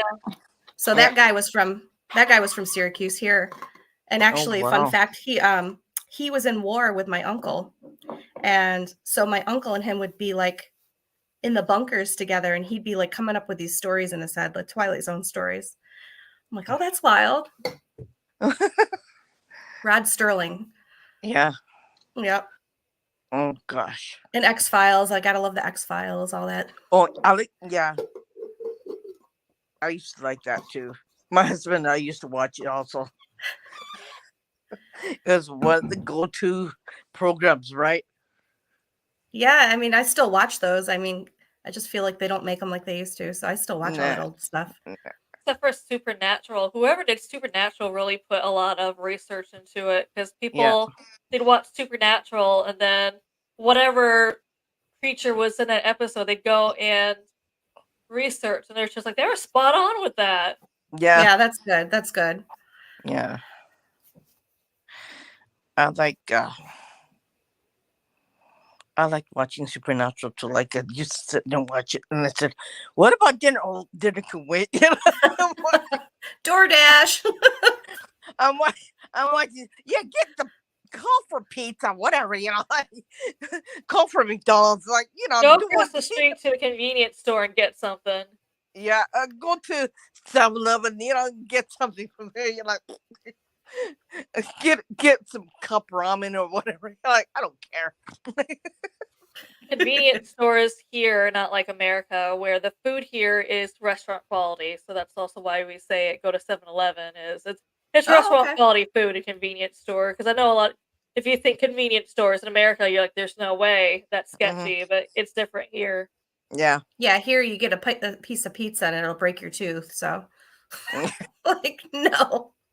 Here you get a steamed Chinese bun with meat in it. You get sandwiches. You get cup ramen. You get you get your nice coffee. You get a smoothie. Yeah, you can get desserts. You can get Nice. breads. Yeah, you can get all kinds of breads. You can buy a loaf of bread too, and you can buy all kinds of things, and you can get frozen noodles too, where you can bring it home and just heat it up on the stove, and that's your dinner. You get all kinds of stuff like that you can get here, and they're not that expensive. They're the same price as going to a grocery store. So yeah, Right. and you get your salads, you get your tofu, you get your you get your spaghetti, and you can get the rice bowls, whatever you wanted. They'll heat it up in the microwave for you, and they'll give you a chopstick to or a fork if it's a spaghetti. Yeah, you drink, you're good to go. I love that. Never thought And if I'd it's a, want to eat at a 7-Eleven, but if I ever end yeah, up there, Yeah, I will. it's popular here. yeah, and if it's at nighttime, like you can buy alcohol anytime, like morning, noon, and night, right? You can get your beer and you can get whatever you want. You get your beer and you get your beer snacks and come home and you can have that too at nighttime. So There you go. yeah, you really don't need to go anywhere. Just the 7-Eleven. Yeah. hmm It it's not the food has to be on the shelf for they have a time limit on, okay? So if it's put on the shelf at such and such a time, it can only stay during that time limit, and afterwards it's removed and thrown in the garbage Okay. because they don't want people getting sick. Yeah. Well, So they probably don't have as much preservatives of all our food here. You can have it on the shelf for like 3 months. It doesn't go bad. Here also, 90% of restaurants won't let you do like the to-go doggy bags. no, Oh, So there is no leftover restaurant food for you the next day. You either that's why you should only order what you think you're gonna eat because you can't mm-hmm. bring it home. yeah, And they say that in Okay. case you get food, you don't store it properly or warm it up properly, you get food sickness. They don't want to. Okay. they're not So like a being liability type thing. Yeah, they don't want to be liable for that. So there's just yeah, like Mm-hmm. unless it's takeout food.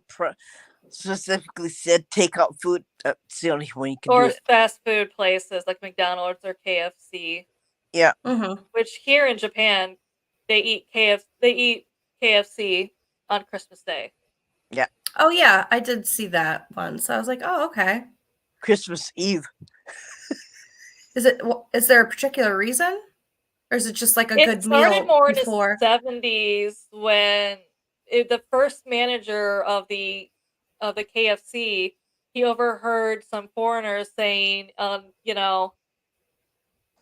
wish I could have. It was around Thanksgiving. They said, I wish I could do turkey for hmm Thanksgiving because we don't have turkeys here. Our ovens are also not big enough for turkeys. Yeah. So he thought the closest thing came to his mind was chicken. So Yeah. then they changed in December. They changed it from KFC to the KFC means Kentucky for Christmas. hmm Okay. They started advertising it for Christmas, and that ended up being Yeah. a thing is eating fried chicken on Christmas. Yeah. Or else you can go to Costco. You can buy a rotisserie chicken for Christmas too. That's what they So did it's like a too. little mini turkey, like a little. Yeah. Or you can be like me. I go to Costco, I buy a huge turkey, and I roast it in my oven. Well, she has her oven is not a natural Japanese oven. Most people in Japan don't actually have ovens.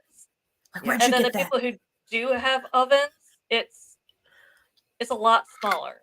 Like Yeah, you could, my I can mine's only fit bigger. a four muffin Irene, tin where'd you get that thing in there. stove? I yeah, we bought it. It's a little bit more expensive. Like it's about what $1,200. Yeah, hers is not typical. So No, everybody's coming to your house for turkey. yeah, That's why and they don't really sell turkey here. Is majority of ovens. They either don't have an oven or the oven's too small to even fit a turkey. So Gotcha. and I bake my cookies for Christmas, and I do my Halloween cookies too. And I just I'm going all out on it. That's what everyone says. Ring my doorbell, and they said something smells good. You go, I'm baking cookies, and you go, hi, oh. I'm just here to say hi. Yeah. What's that smell? Yeah. And I I'm usually definitely invite not them. for the cookies. Yeah, I invite I them mean, in. Yeah, I'm up at 4 o'clock in the morning decorating these cookies. Going, I'm going. My eyes are going. Ugh. It's like, I don't want to smell another cookie for another 6 months. overdone. Done.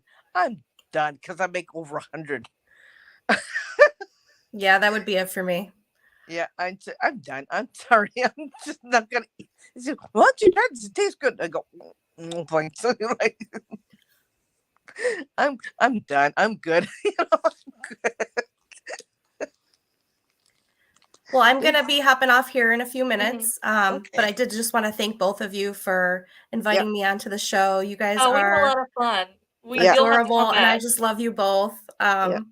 I Stay learned on. so much from you guys. Stay on afterwards and tell me which one you want. Will do, will do. Okay. But I hope we can do Amanda, this can you again close the soon. show? Yep. Everyone, thank you so much for joining us, and we'll see you next time. Hopefully, we'll have Eryn come back. So definitely always be checking events for who's coming up. And we'll Yep. see you next time. Thank you. Bye for now. Bye. Bye.